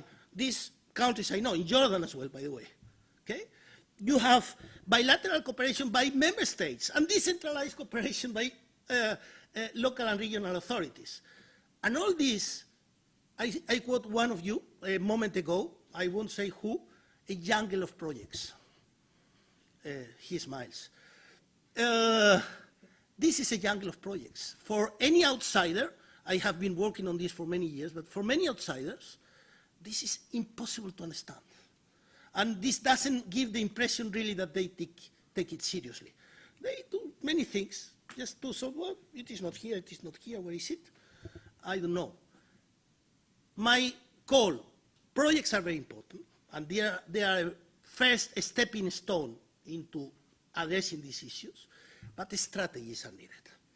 And we have a situation where strategies are lagging behind, despite ministerial meetings, sorry to say that, but they are lagging behind at regional level, and they cannot be replaced by projects and projects and projects, however good as cluster may be. So for me, it is important to go from this inventory to making sense of it through synergies, through integration into national employment policies, from projects to integrated strategies, and finally, I think, to undertake a thematic evaluation to see what is the added value of the different approaches, what is the cost-benefit analysis of them. I think this is necessary as a researcher. I lack this approach to know whether we are actually changing the reality in our countries, or we are just going from project to project into another failure in the future. Thank you very much. Sorry, I was a little bit long. Bueno, the extension is not the question. I think you did great. We asked you to do a reflection, and this will be part of the results and outcomes of the projects in a way that reflect this cross-border context where the project has been implemented. So I thank you very much, and this critical thinking helped us. As I told you today, it was this day, no? To everyone to put on the table. And we are able to do this exercise because we have the project. And this is the added value. And because we put on the table whatever has been the effects of this project. So this is for us already an achievement that an expert can take all these reflections and this report that we already did and can put some challenge and some homework for everyone, institutions, projects, programs. In any case, I think it's a good thing that the cluster can finalize also with this recommendation or these strategic issues and make it interesting. And only for this, it is interesting also to put this kind of projects on the plate. So let's work a little bit more on this, and let's integrate all these reflections and the ones from today and tomorrow in the final report. So with these things that are really both big scope but really very much related to what we are talking about, we will have now four interventions, and we will start, and we are really very pleased to start with this intervention of Adélie Breil, that she's coordinator of the Mediterranean New Change Network. And do you know, she will explain to us a little bit. She's online. I don't know if she's already there. Hi. Yes. Hola. And we are very pleased to have you here today, because you know you are working on this second chance or new chance network now, because it started to be this named second chance. You know, this concept of needs and whatever are concepts that are need also to, that all of us, we work on this and on the definition. So this network is very important for us because fix a network that already is working in what Ivan just told us, this need of networking between initiatives that are innovative in the way to approach whatever we are talking today, that is the employment and youth in these critical conditions. No? So you have the floor, and thank you very much to be with us today.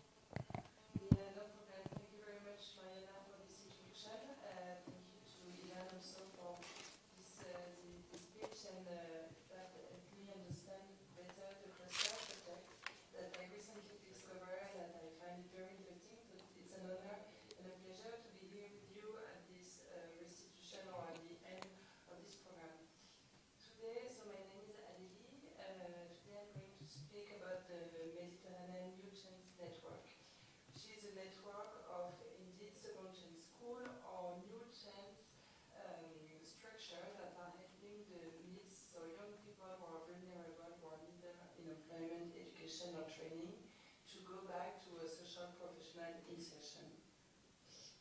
To start with, why did we create this network? It's a great question. The network started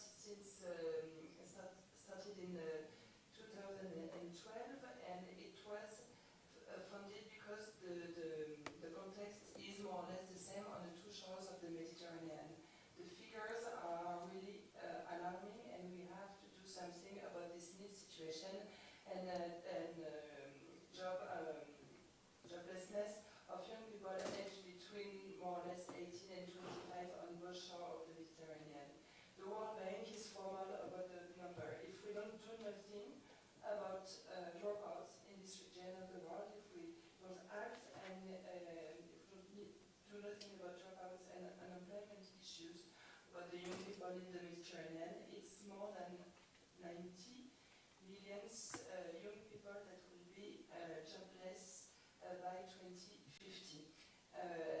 90 million of people is the number of the population of Egypt, if you want a comparison, so it's very much huge. That's why we created the network, so that we can think and create innovative solutions to help the young people who are needs, who are vulnerable, who have complicated social, personal, familial life, and we should help them. How to help them is to create a network that has actually three main objectives. Or maybe I should start with telling who is in this network. The Medellin network is gathering now 10 countries on the two shores of the Mediterranean, which are Portugal, Spain, France, Italy, Lebanon, Egypt, Tunisia, Algeria, Morocco, and Jordan, which is our last country. We are gathering 18 members. They are all either second-hand schools or associations that are offering a personalized support to young people to help them go back to a social professional life. We are gathering with these 18 members more than 400 vocational training centers specialized for needs, and all in all, it's more than 60,000 young people that we're representing. I hope you can still hear me because I can't see you. Yes, we listen to you. Great, because earlier I could see you, but now it's black screen, but it's fine.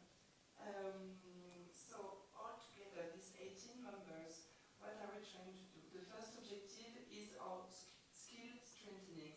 We are convinced that together we can improve our practice and our good practice and exchange them and train each other as part of a national network. This is an international cooperation project, and we help each other on both sides of the Mediterranean. For example, we give training to each other. We go and visit new structures that are implementing innovative projects. For example,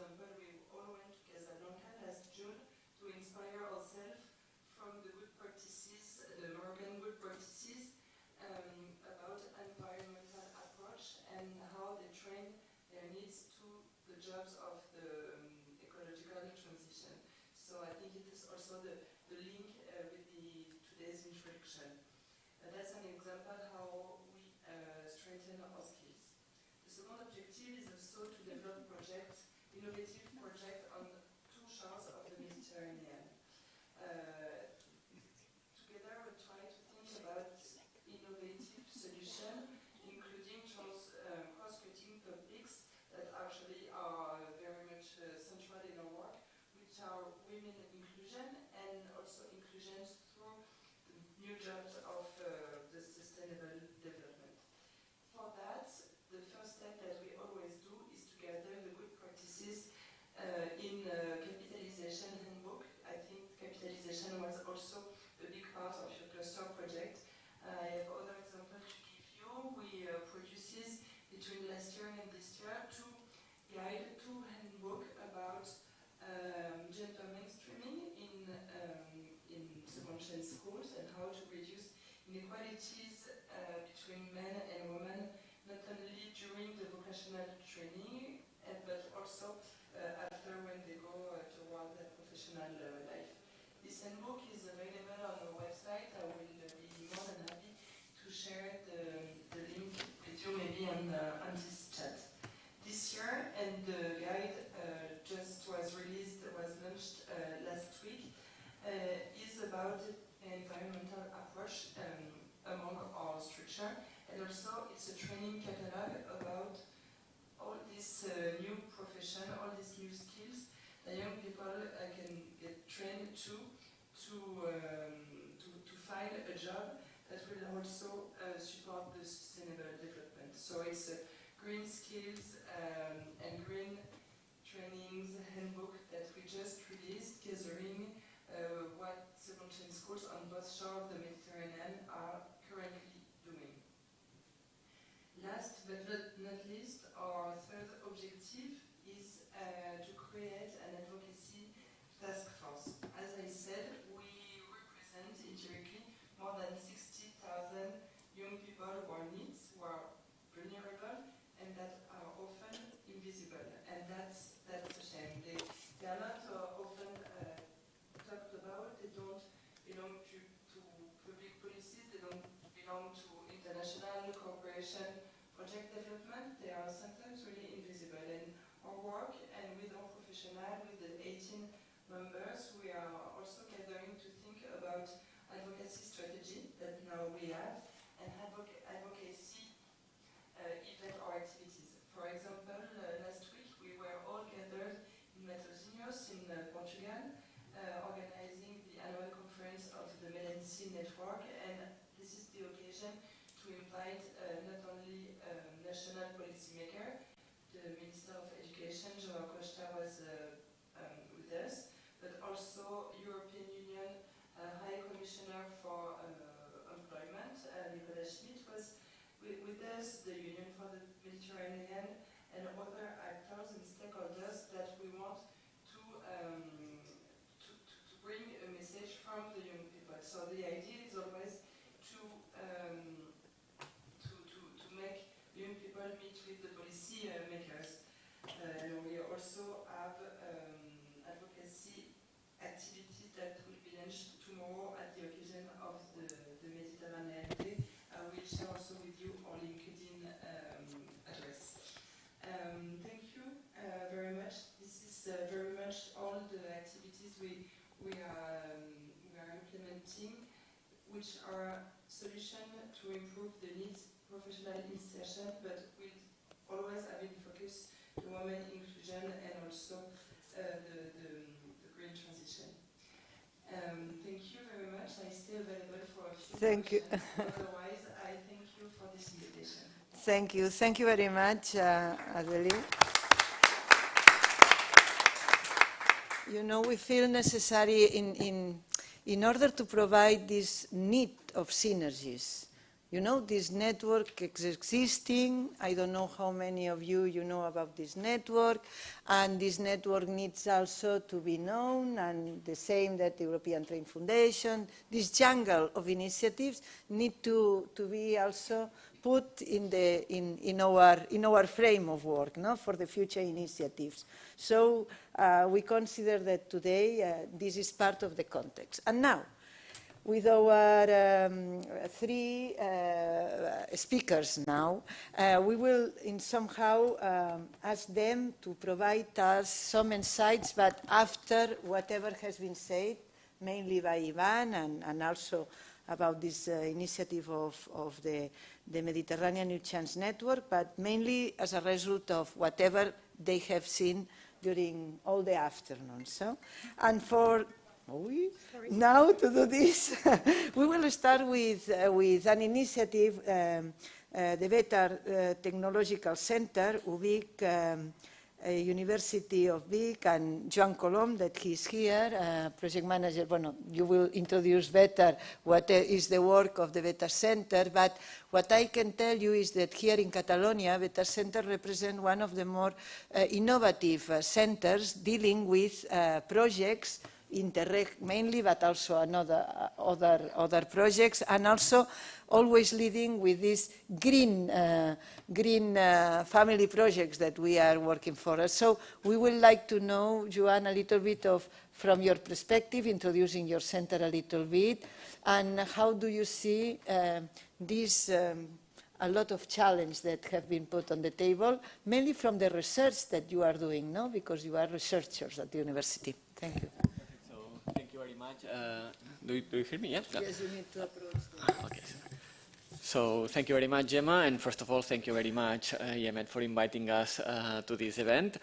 I will briefly introduce the center. I don't think I need the presentation. I will just talk a little bit. We are a research center located in Vic, and we are mainly working, as Gemma was saying, on green technologies and on the green transition, especially focusing on rural areas. So maybe you think, okay, what are you doing here? A research center very much focused on environmental engineering, also governance and so on, and sustainability issues. What are you doing in a project like that? And the truth is that the mission of our center is mainly to work towards the rural development. And we thought, okay, we really want to have a real impact on the territory. So what can we do? We have, like, let's say, two different approaches. One, it's developing innovative technologies, doing basic research, but we want to also have some applied research and real work done on the field. And as we have close contact with the third sector and new change schools, we decided, why not? So we have some experiences and a lot of expertise in this green, and I would like to add digital transition. I think green and digital must go hand by hand. We start thinking about, okay, what can we do on that? And what we can do is to help them to transfer all this knowledge on the green and digital transition to make it happen on the field.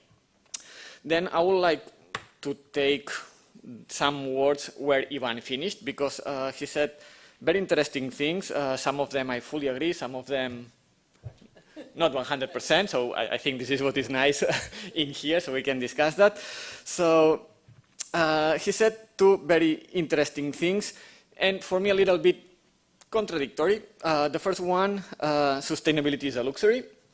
And somehow I can fully agree, but later on I will tell why I don't fully agree on that. And the second one is that what is important is to create green jobs in traditional sectors, which I fully agree.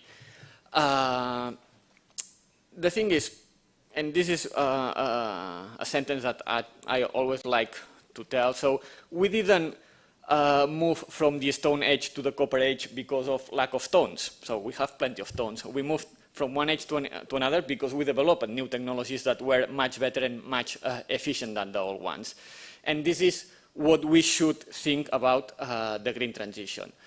Is it completely true, and I understand why sustainability is a luxury, that early adopters of some technologies, of course, is a luxury. So, and this happened here 20 years ago when we implemented solar panels everywhere, it was a disaster because the technology was not ready. Today, it's much cheaper to produce energy with solar panels than with traditional technologies. So we always need to think what are the green transition, what are the green jobs, what are the technologies that can really make sense. And this is very linked to another thing that Ivan said, that there is a huge labor market skill mismatch, and that the education model is very static and the profiles needed are changing every day.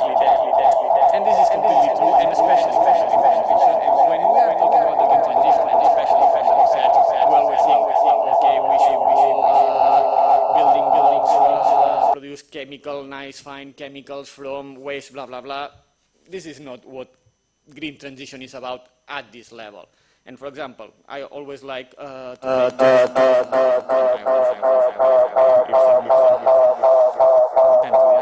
when we are talking sustainable food systems, which is a huge part of the Mediterranean jobs and so on. If we think a little bit about, so we have organic farming, regenerative agriculture, sustainable agriculture, conventional agriculture, everything is the same between a lot of brackets. So we are cultivating crops. And this is where creating green jobs in a traditional sector. We should aim to introduce sustainable practices in conventional agriculture. This is what the green transition should be about in that case, and move step by step towards a more sustainable system to not become just a luxury. So it's a step by step, and in a few years we will have much sustainable systems. And this is what we think we can help in that sense, to make sense of what could be viable right now, what shouldn't be promoted right now because we know it's not ready to be implemented, and I think we can play a big role on that sense. Thank you very much. Yes, for clarification, we are 100% agreement. Bueno, better. And now we will give the floor to Aliénor de Moucheron, that she's monitoring officer in Prima. You know, Prima Foundation. It's bueno, she will explain to you better, but the Prima program, we are very glad, very happy to have the secretariat of this program here in Barcelona and the foundation, and it represents a big step forward for the European, Euro-Mediterranean cooperation in terms of research, also in green and water dimension. But what is interesting from her participation today, and we are really very happy for that, is because she's the one leading the gender approach to the next stage of the Prima program. So here you feel surrounded by this gender lobby that we try to do everywhere in our institutions, and we are very happy that she can provide some insights and about after whatever you listen about the cluster reflections about how we can. Tomorrow we will reach more during the session. We will reach more this question of gender. But today, if you can explain to us how you are doing to promote all these dimensions in this such a big program like Prima. Thank you very much, Gemma. Yes, good evening. Thank you very much for the invitation. Thank you very much for the invitation, for inviting me in this final conference of the cluster project. It's very nice to be in a roundtable where we can discuss inclusivity of youth and women in the sustainable economy.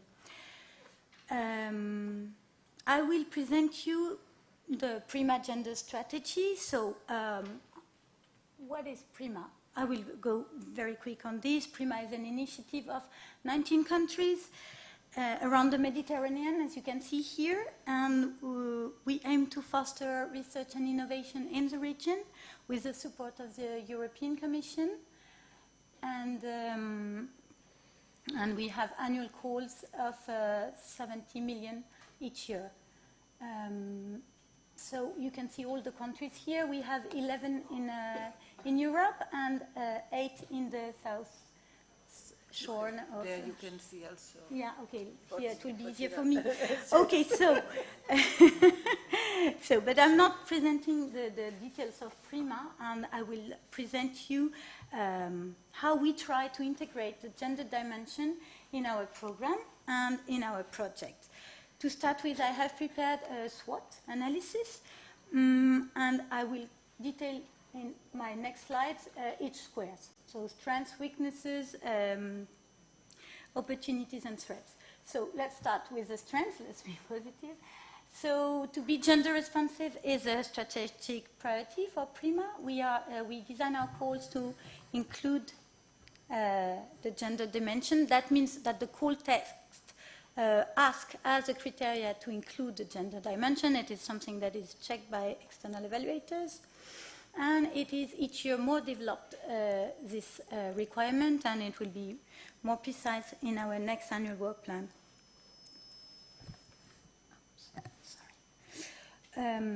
Another strength is, no, stay on this. Yeah. Hi. Another strength is we try to achieve a balanced composition in our different bodies. So at the decision bodies, in our board of trustees, not that much. We have 1 woman for 2 men. In our scientific advisory committee, we have 40% of women. In the national funding agencies, it is better, says 65% of women. And in the Prima Secretariat, that is here in Barcelona, we have 40% of women. That was the level of the decision bodies. If we go down to the level of the external evaluator, we can see a good progression, because from the first years we had 36% of evaluator being women, then in 22, 46, and in 23, 48, we're almost good. But for us, gender balance is not only about putting women here and there in the different, you can go to the next slide, yeah. What we think, it is important not to have an equal participation, but what interests us most is to include the gender dimension in the scientific content of the project. And maybe here we can have an impact on employability, I'm not sure. But because if we look at the Prima project, and until now we have funded 202 projects, and that represent more than 1,900 teams of researchers. And if we look at them, 37 of the coordinators of the project are women, and 34 of the participants. So it is, in some way, it's only our project, but it is a certain impact, because it is all around the Mediterranean, and it does represent something. For the data and employability, for the moment, most projects are not finished, so we cannot provide accurate data yet. And we try to identify the challenges faced by our project in integrating the gender dimension. And so we sent them a survey in September. If you want, you can scan the QR code and look at the very interesting answers they provided.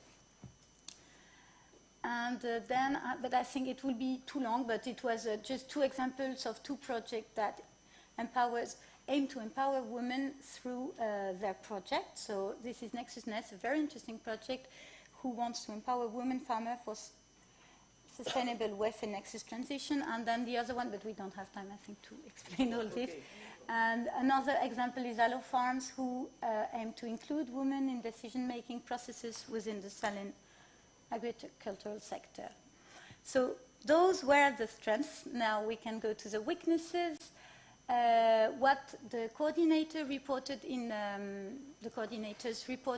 the survey we made is the difficulty to monitor specific gender data, because they said they lacked of gender-specific KPIs. This is why in the annual work plan of next year, we will ask for gender-sensitive indicators and to be more precise. Then another challenge is sometimes you have unexpected complication. You must know that from your project.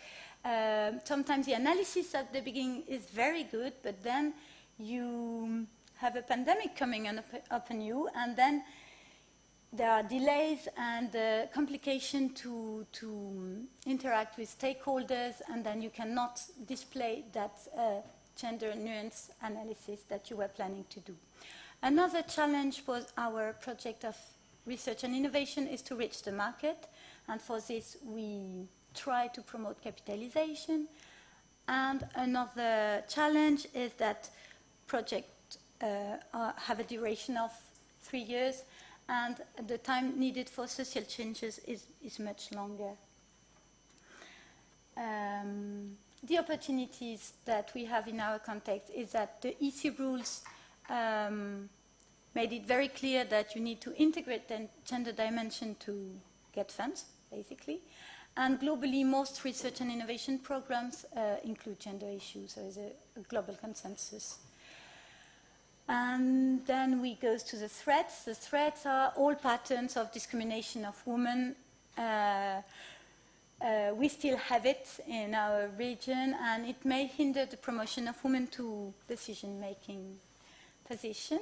So the solution for that, or the recommendation for that, would be to engage all stakeholders since the very beginning of the project.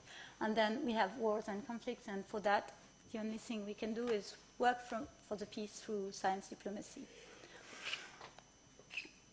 So to conclude, I would say that from what we have looked at at our program and project levels is a good level of awareness of the importance of gender dimension in our MED scientific community.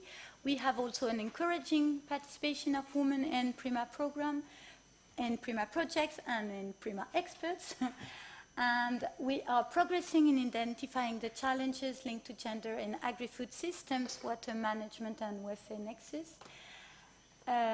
Some projects have developed really good practice, and there is room for improvement in the integration of the gender dimension in the research and innovation context. And to conclude, I want to thank you to invite us, institutions and programs and everything in roundtables like this, because I think that if you keep it at,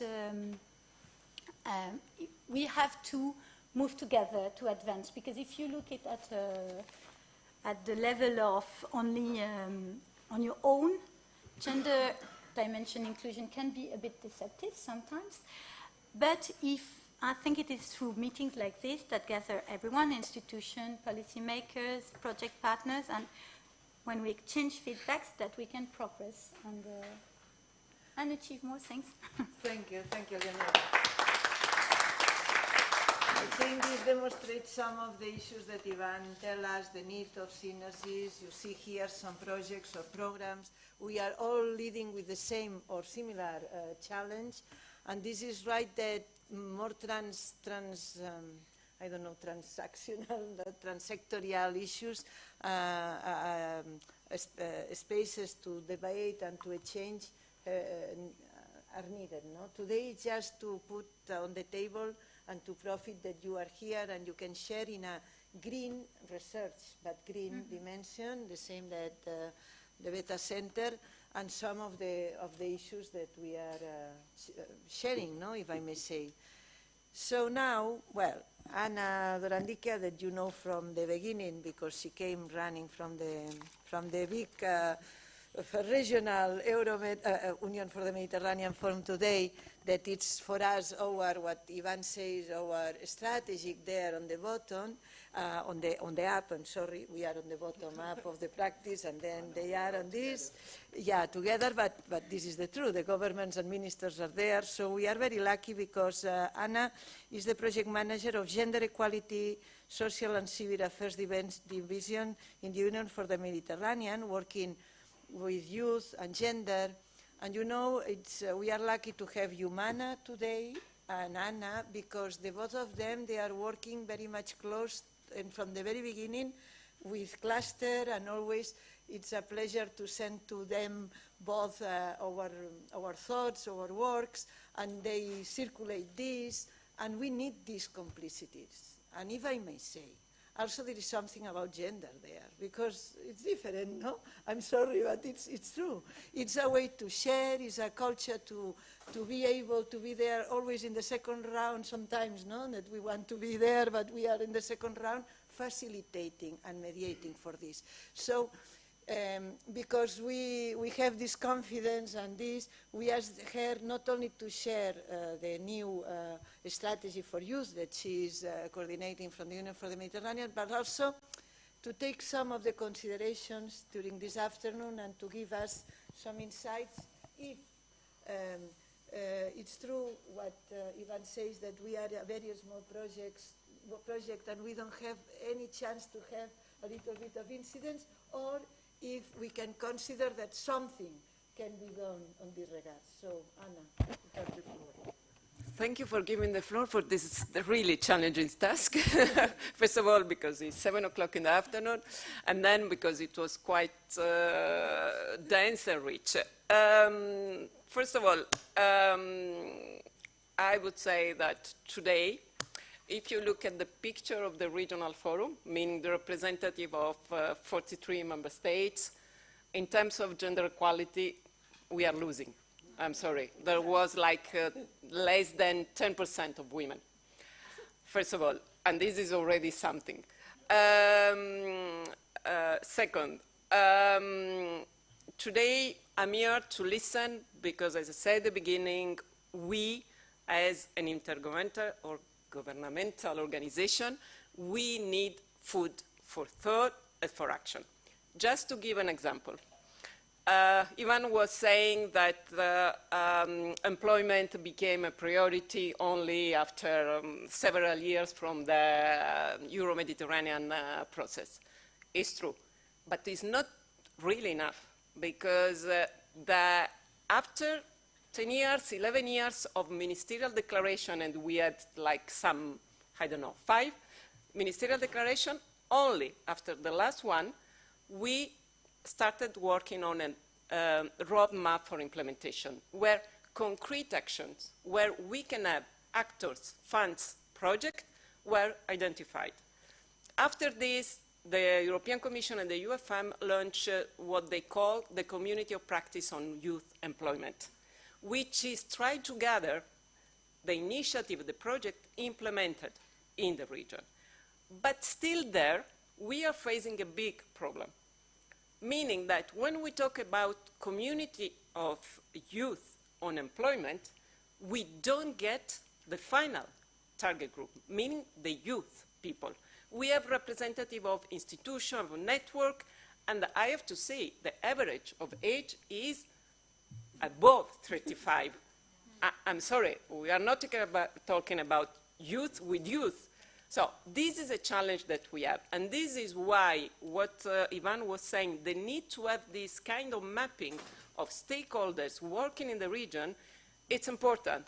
But what we are still missing there is to talk with the final target group and beneficiary, being women, youth, people with disability, migrants, refugees, all type of so-called vulnerable group. And this is one thing. Things are moving in a more operational direction. Slowly, I have to say, also because there is a big challenge for our organization. We are an organization when we work on 6 different pillars: educational research, environment and climate change, employment, business development, social inclusion, urban and public transport, and so on. And we have been working on silos. And this is something that we are trying to change. This is why, for example, we have been working with our division, working on blue economy. That is one of the topics of the project. And we organize a specific webinar for women in blue economy, in this sense. This is why we are going to work, we are working with the Sustainable Food System Platform managed by UFM, FAO, PRIMA, and CM. And we are going to collaborate in the framework of this new program that hopefully will be able to launch in 2024 with the support of the Spanish Cooperation Agency on food security agenda, that is talking about sustainable agro-food system. One thing, concrete, operational, that we can do. But our added value is to speak to the policymakers. That is one of your strategic considerations. We are not policymakers. We are an intermediate body to speak to the policymakers. So what we are trying to do is to gather what are your recommendations, your results, your needs. What I did is, when I read your policy paper, is to share with my colleague working on environment, working on education, working on welfare, water, energy, food nexus, because it's important for them to know what is happening in the countries. Because when we speak with the policymakers in our ministerial meeting, we only receive their feedback, their vision. And we know that Morocco, Jordan, Egypt, they are working a lot on sustainable growth, on on women economic empowerment, on youth employment. But then, when you speak with the people working on the ground, the picture is not exactly the same. And you listen people. I was listening what the colleague from the Business Women Forum in Palestine was saying about the challenges that women are facing in access to labor market, but from the other side, the challenge to put together all the actors. So when we talk with the policymakers, we are talking to whom? We are talking about public employment services, where there is a public employment services.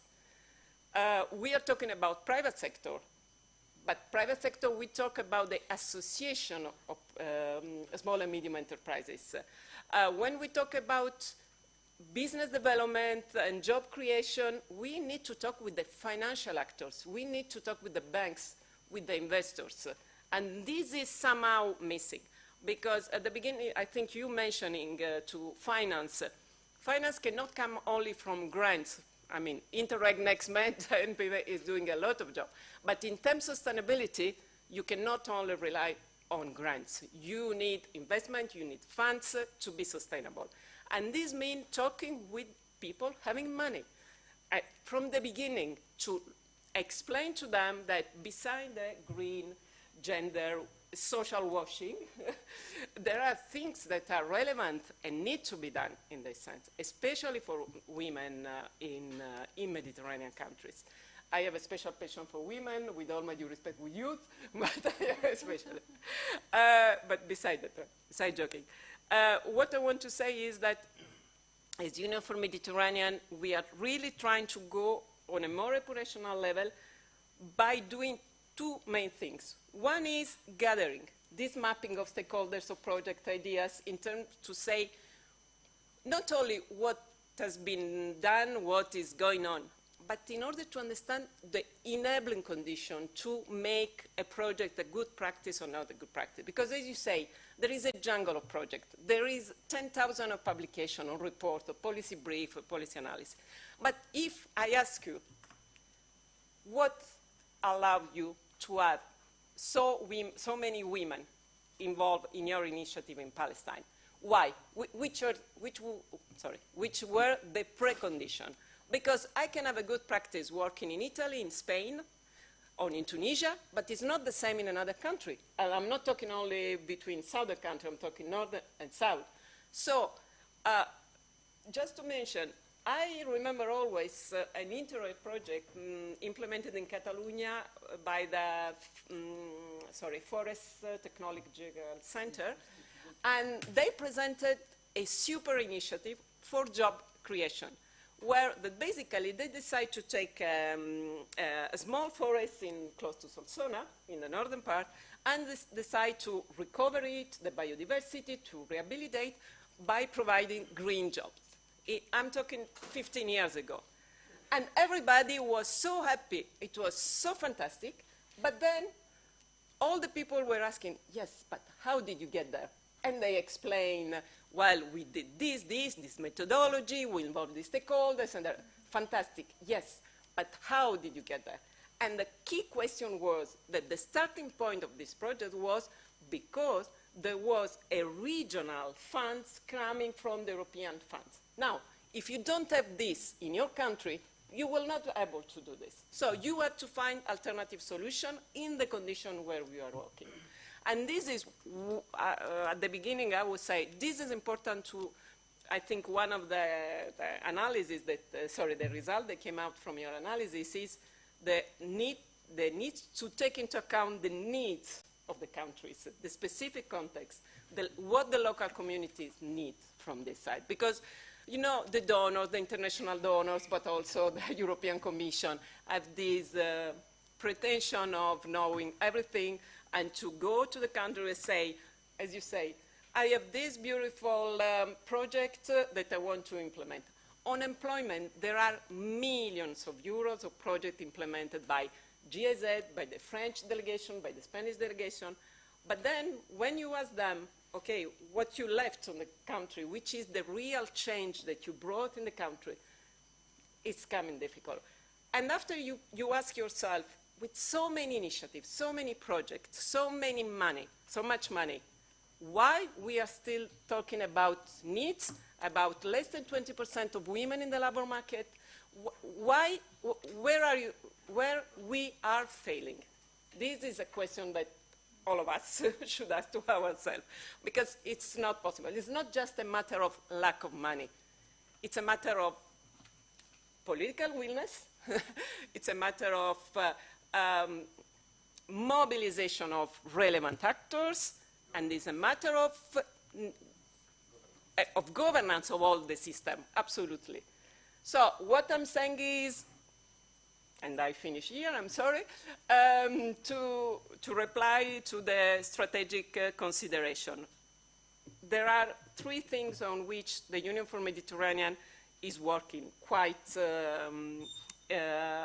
let's say, in a strategic way. One is to go from the employability to employment. That is what you were mentioning. We have developed a specific analysis on the link between vocational educational training, higher education, and labor market. And in this analysis came out that, and this is public, I can share with you and you can circulate.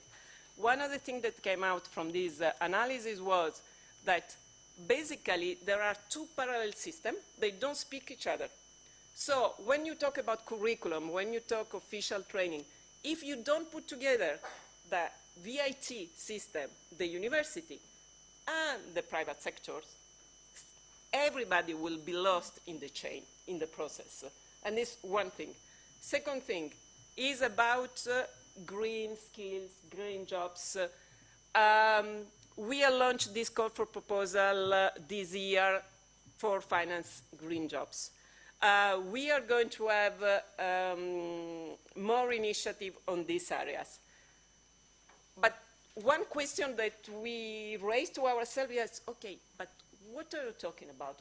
Which are the green skills and the green jobs? And this is related to what you were saying. We are not talking about the new green technology. We are talking about skills for the traditional sectors. And this means training, of course, because people need to know, but needs to also have a private sector that, when related to the agro-food, more often in rural areas is using informal employment.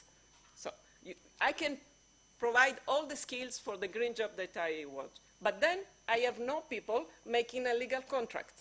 So, which is the final result of all this. So you have to work on so many levels that when you talk about green transition or green and tech transition, you have to, again, work on the enabling condition for all the system. And the last point is about gender. We are going to adopt a roadmap for implementation, hopefully in 3 weeks in Barcelona. And one of the areas where we are going to focus our activities will be the nexus between gender and environment and climate change. And when we talk about gender, environment, climate change, we are talking sustainable food system, green technology, and so on. But what we want to do is to, first of all, put together all these realities working on this nexus, because we are not going to duplicate or create any new project or any new platform.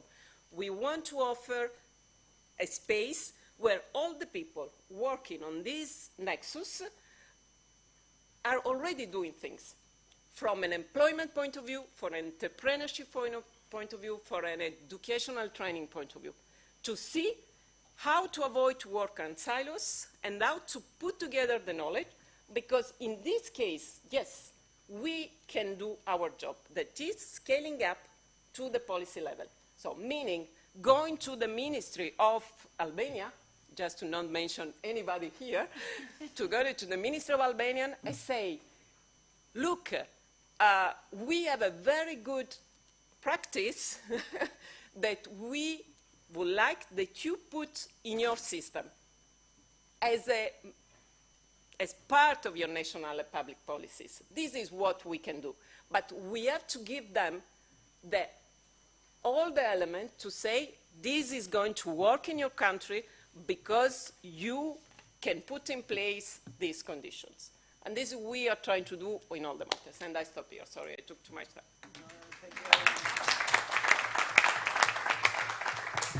Thank you very much. I think we have 10 minutes, even if we reach our point at 7:30, but okay. If you want to raise some questions, if not, because they have a lot of things to say and they will, yes. Moment that, yeah. We'll take the questions and then. Thank you so much. Yeah, it's working. Thank you so much for the beautiful discussion. I want to take this opportunity to highlight an observation, let's say, and maybe a concern. In the same time, when we talk about gender, and especially the difference between the gender participation between the north and south area and the cultural barrier. From the field, I will tell you an observation that I've been witnessing in Jordan, for example. When I started to work in the sector 10 years ago, we were designing the projects, the programs, the capacity building, looking into how to build the environment, the atmosphere, anything that will attract women, women to participate in the training, for example, in the program, in the activities. And today, more than 70% of the participation in our programs are women. But yet, it's not affecting the employment rate in Jordan, which is, I'm concerned about two things, the analysis and the methodology that we're approaching. Are we looking at when we do our analysis, are we being comprehensive? Are we looking into formal and informal? Are we looking for self-employment and employment? When we look into self-employment, do we look into home-based businesses? Because out of, I think, 25% women participation in Jordan, more than 40 are self-employed women. So maybe it's more attractive for them than being employed in the private sector. So are we gonna keep looking for the women participation in the labor market the same way that we want them to be employed and we want to force the employment, not the self-employment, not the informal employment? And this is the thing that I think that we are keep repeating and doing the same way and the same methodology, forgetting our lessons learned and the comprehensive analysis to look into it in a wider range. Thank you so much, because you touched something that I've been highlighting always in every occasion. Thank you. Thank you, Rim. There are, bueno, sí, después hacemos una, porque creo que van a ver. Vale. Cogéis you got all the questions y después haremos. Hello, thank you all for your insights and presentation. Actually, I don't want to take more time. I just want to say that I totally agree with you, Anna, about what you said, that sustainability requires more than a donation and fund from donors and the worker in this field. It's totally true, and I believe to have sustainability, we need to work exactly on establishing a strong relationship with the private sector in the content that you were talking about. And I would like also to link this specific note with what Reem was saying about why we didn't manage until now, even that we have a good figures and percentage when we are talking about participation of women in trainings or whatever capacity building program, but we still don't fund them on the level of decision making and in influencing decision. So once again, to attract the private sector to be interesting in this, at first place, we need to make sure that the money, the fund, the donation that we get to implement initiative, a project, should be very successful and attractive for them. We need, again, to prove that you have interest out of this.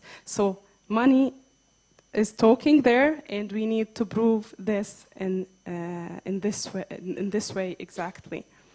Thank you.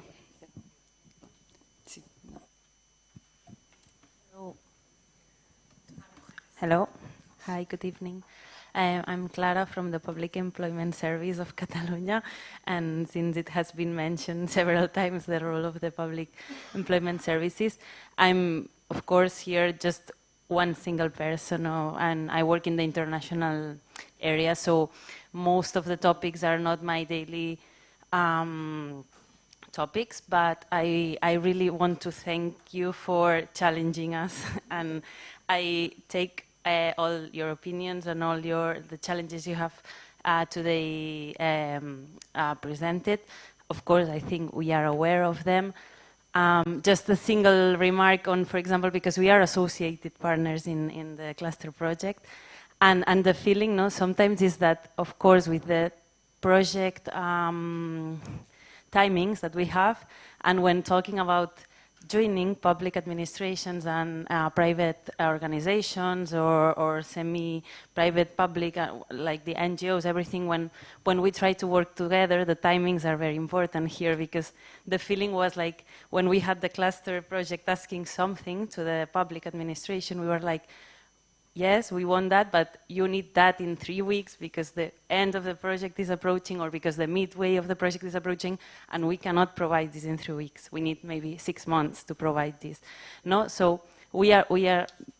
Please approach us. Please, we want to take part in all these initiatives. Of course, we want to gather all your everything that has been said today here, and do not stop doing it, because I totally agree with what you have been said, and I'm sorry that sometimes, of course, we are not as fast as we wish, but of course we have to go over a lot of transparency, cross-checkings, several teams at the same time, but we are here to work together. Thank you very much, Clara, for being here today, and it's looked that we collaborate during the implementation here in Catalonia, and this is one of the major challenges that it's very, very interesting to stress, no?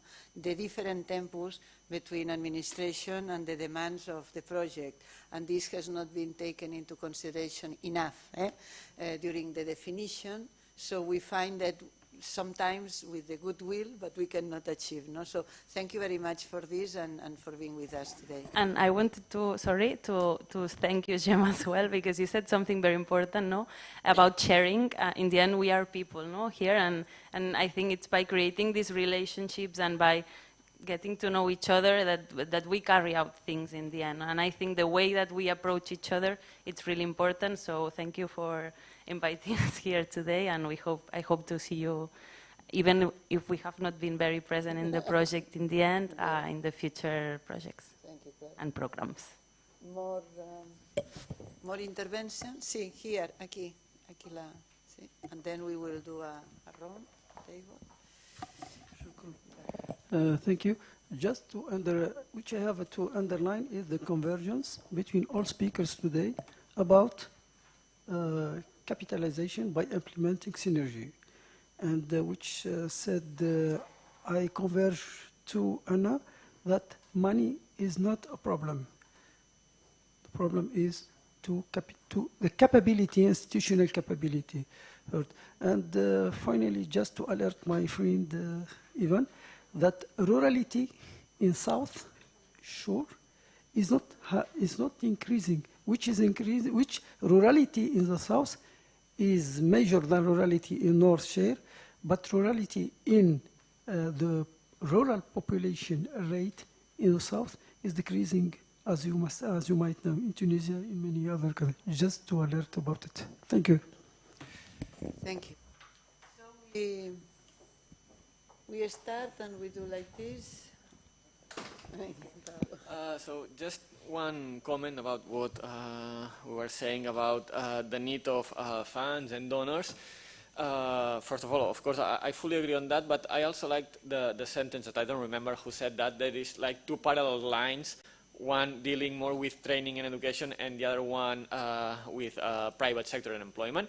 And when I imagine that we are talking about we need funds and donors, I always imagine that these funds are for the training part, which is the one that it's difficult to cover from the private sector. But then I would not lose the focus on what has been said a lot, that employability, we have worked a lot on employability, but this is not being translated to employment. So I think there is a point that we need much more focus on why this employment is not happening. And maybe we need to change some policies or to facilitate. So companies face also very difficult times, both in the north and in the south. So it's not easy for them to engage with some young people that maybe does not have the right skills or the competent skills that are required. So I think it's very important to have some more focus on why this employment is not happening, and probably it's because there is and someone said, I think it was you, Anna, that we were talking about the enabling conditions. So probably the enabling conditions for the companies to really uptake these new people with the skills is not enough. So I think there is a point we need to focus on that, even not more, but on employability, that we have worked much more than on that other part. So. I want to say just a couple of things to react to what we're saying. I'm working on female entrepreneurship. So, and we have set up a specific women business network that is called MENA Women Business Club, covering the MENA countries, and we are developing a specific network of women in technology, and we will create this community of practice of women working in green economy. So the idea is to put all together. Most of them are working on green and tech, so they will be part of them. What I want to say to reply to your comment about we are sure that we are still talking about the concept of employment, especially for women, following the new trends of the labor market. I agree with you, because when we talk women economic empowerment and we think about access to labor market, it's not always like this. Now the borders between employment, self-employment, entrepreneurship are a little bit blurry. So indeed, when I speak with women that became entrepreneurs, the typical thing, the typical comment is, in the northern part, women are entrepreneurs because they want, and in the southern country because they need. It's partially true, because now when you speak with women entrepreneurs more and more, the answer is yes, because I need it, but also because I want to make a real change in my community, in my region, in my country. I want to work with my communities. And women entrepreneurs are the ones working with women, mainly. And you are talking about we have to convince the private sector that we are worthy to get investment. But women, and all the data confirm, are the women entrepreneurs are a better economic rate, better return rate when we're talking about loans, better performance, better sustainability criteria. So, I mean, all the data are there, but still is keeping a lot of time and effort to do this. I wanted just to mention another thing that I didn't mention at the beginning that Ivan was mentioning, the mobility. I think everybody working on an international project in the region, and I think it's the same applicable for the managing authority of Interreg Med next.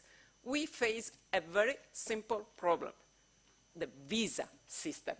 When you want to bring people, even for a conference, you have to move stone, mountains, river to get a visa. Not even with civil society organization. We face problem to bring representative of ministers to a conference of 2 days.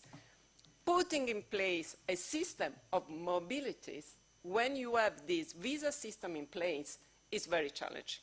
And this is why the European Commission decided to work with this new program that is called Talent Partnership, where they are working with the national employment services to find a system where this kind of traineeship, internship, apprenticeship, or job contract between countries based on the labor needs should be put in place.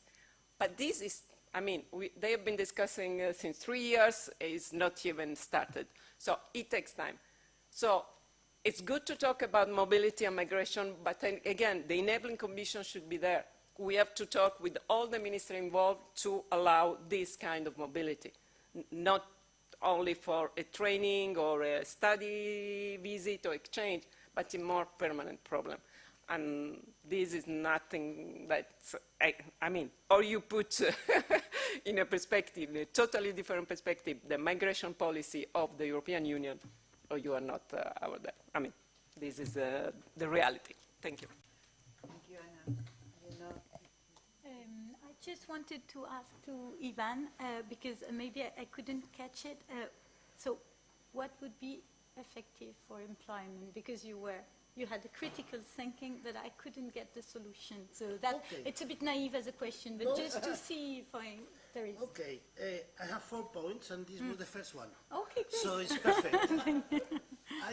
I think, and this is my conclusion, first on employment, then on gender, and then on Euro-Mediterranean relations.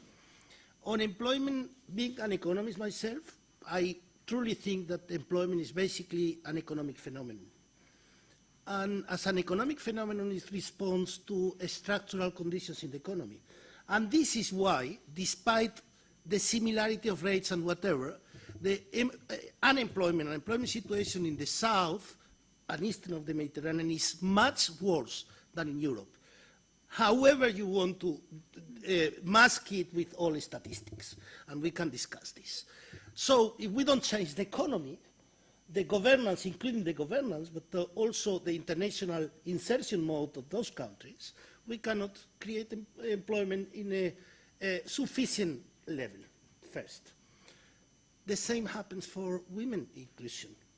I mean, we are all getting used to decouple the issue of labor market integration from other issues having to do with women participation in society, political participation, heritage, rights to heritage, freedom in public space.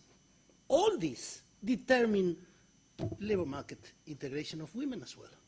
So if we don't change all these issues, it is illusory, in my opinion, to fix the issue of labor market integration of women. So it is a much wider agenda again, but I think you cannot decouple them. And then I only have one objection to one of the points by Anna, the only one. She has explained the case of this project in the north of Catalonia and said, well, the key element, crucial factor there was the existence of a regional program by the European Union. And she said, well, if the regional program is not there, you cannot do that, so you have to look for alternatives. Maybe you should extend the regional programs of the European Union, if it has worked. No, I mean, maybe you should do that. Why I'm saying that? Because what is here at stake, to a large extent, is how important the southern and eastern Mediterranean countries are for Europe. They seem to be all important when it comes to migration. What I observe is that when it comes to youth employment and female labor market integration, it is very little. The importance is very low in terms of resources. I mean, why? I mean, if the European Union, after many years of discussions, policy making and so on, has reached the conclusion that the youth guarantee is a good framework, policy framework to facilitate youth inclusion into the labor market, why is this system not being promoted even funded partially in southern Mediterranean countries. No, we do projects. And projects are okay sometimes, but they don't solve problems. We see them in all international cooperation projects.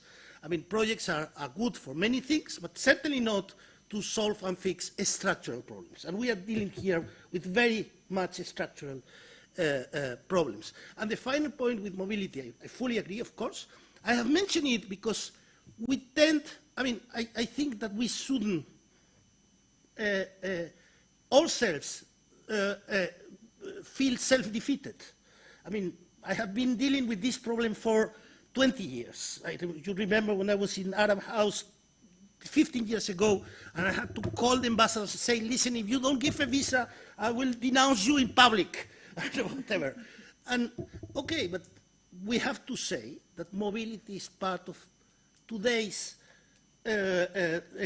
normal education and training of young people. And as such, if you are serious about empowering women, about empowering youth to better participation in the labor market, you have to accept some degree of mobility as well. This is the only reason why I mention it, but I am fully in agreement with you. Sorry, it was a long answer, but maybe you want the last word.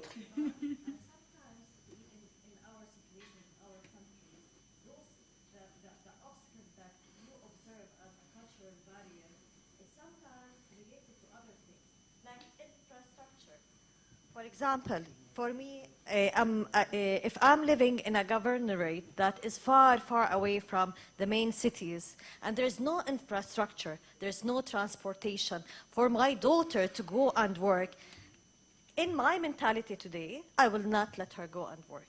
I will be very scared, very afraid that she will go and spend this time, no safety, no transportation, no infrastructure, for my daughter to go in that place and work. And this is, maybe Majida also will agree with me because she's a trainer and she goes to a lot of governorate. When we go to governorate to conduct training and programs, you can't imagine the participation of the women, the high level of confidence, the high level of capacity. And at the beginning, I was very shocked. And this is what I wasn't expecting this, because what we know about people living outside the city, that they are from the culture, from their parents, they are very, what it's called, like, not given the space to be themselves. No, this is not the case at all, but there's a lot of other barriers that the cultural mentality come again to the parents, to the families, that they want to protect their women. So sometimes there's a lot of barriers that is, basically it's a simple infrastructure that if it will be fixed, maybe things. This is why I say it is a structural problem. And you cannot deal only with employment. You have to deal with a total or whole society approach. Governance, infrastructure, education. Education, we haven't talked much about education, but education is a key issue here. You put it in your contributions. This was the said, so I fully agree. Thank you for your contribution, Rim. Bueno, listen, it's even for an Spanish, for a Catalan, it's very late. And thank you very much. Don't forget that tomorrow we will continue with a very, bueno, we work and our partner very much with this training and this a change that tomorrow will allow all of you to participate in the same line, to promote a kind of reflection, post-reflection, and to promote also some in-depths for the future of better doing the things in this field. And we just thank you very much for you to be here. I think it's a very... Thank you. Because, because, you know, even if it's not everyone or whatever, we provide this necessity to contextualize our project, not only to be known, but because we can do, and we are doing a lot of promotion, but to make together a small piece of this reflection that will be, I hope it will be useful, and also to do this in this way. Because this, sometimes we are so rigid and formal with with these conferences. So thank you for providing this opportunity, and from very different frames. All of us, research is with us, the politics or the strategy is better, and all this. Intergovernmental. So, let's make it clear. thank you also for all of you, because you just arrived in Barcelona, some of you, you just will do this. And now, just relax a little bit, we will go for the dinner, and we just take a moment to be together and to also exchange and do our best to bueno, for tomorrow, just I want to remember. Okay. Tomorrow at 9, tomorrow, sí, digues. With the microphone. Bueno, I think this is not a need from microphone. See you tomorrow at 9 at Fundació Bofill. It's in the same street. See, but perhaps they can come here and go together. Yes, or we can meet here. Yes. Number 35 in this same. 10 minutes before. Girona 35. That be on time, please. 34. So, all you arrive here. Be on time, please, because there are people who are leaving. Now we will go to the restaurant. Thank you very much. See you now. Vamos a discutir.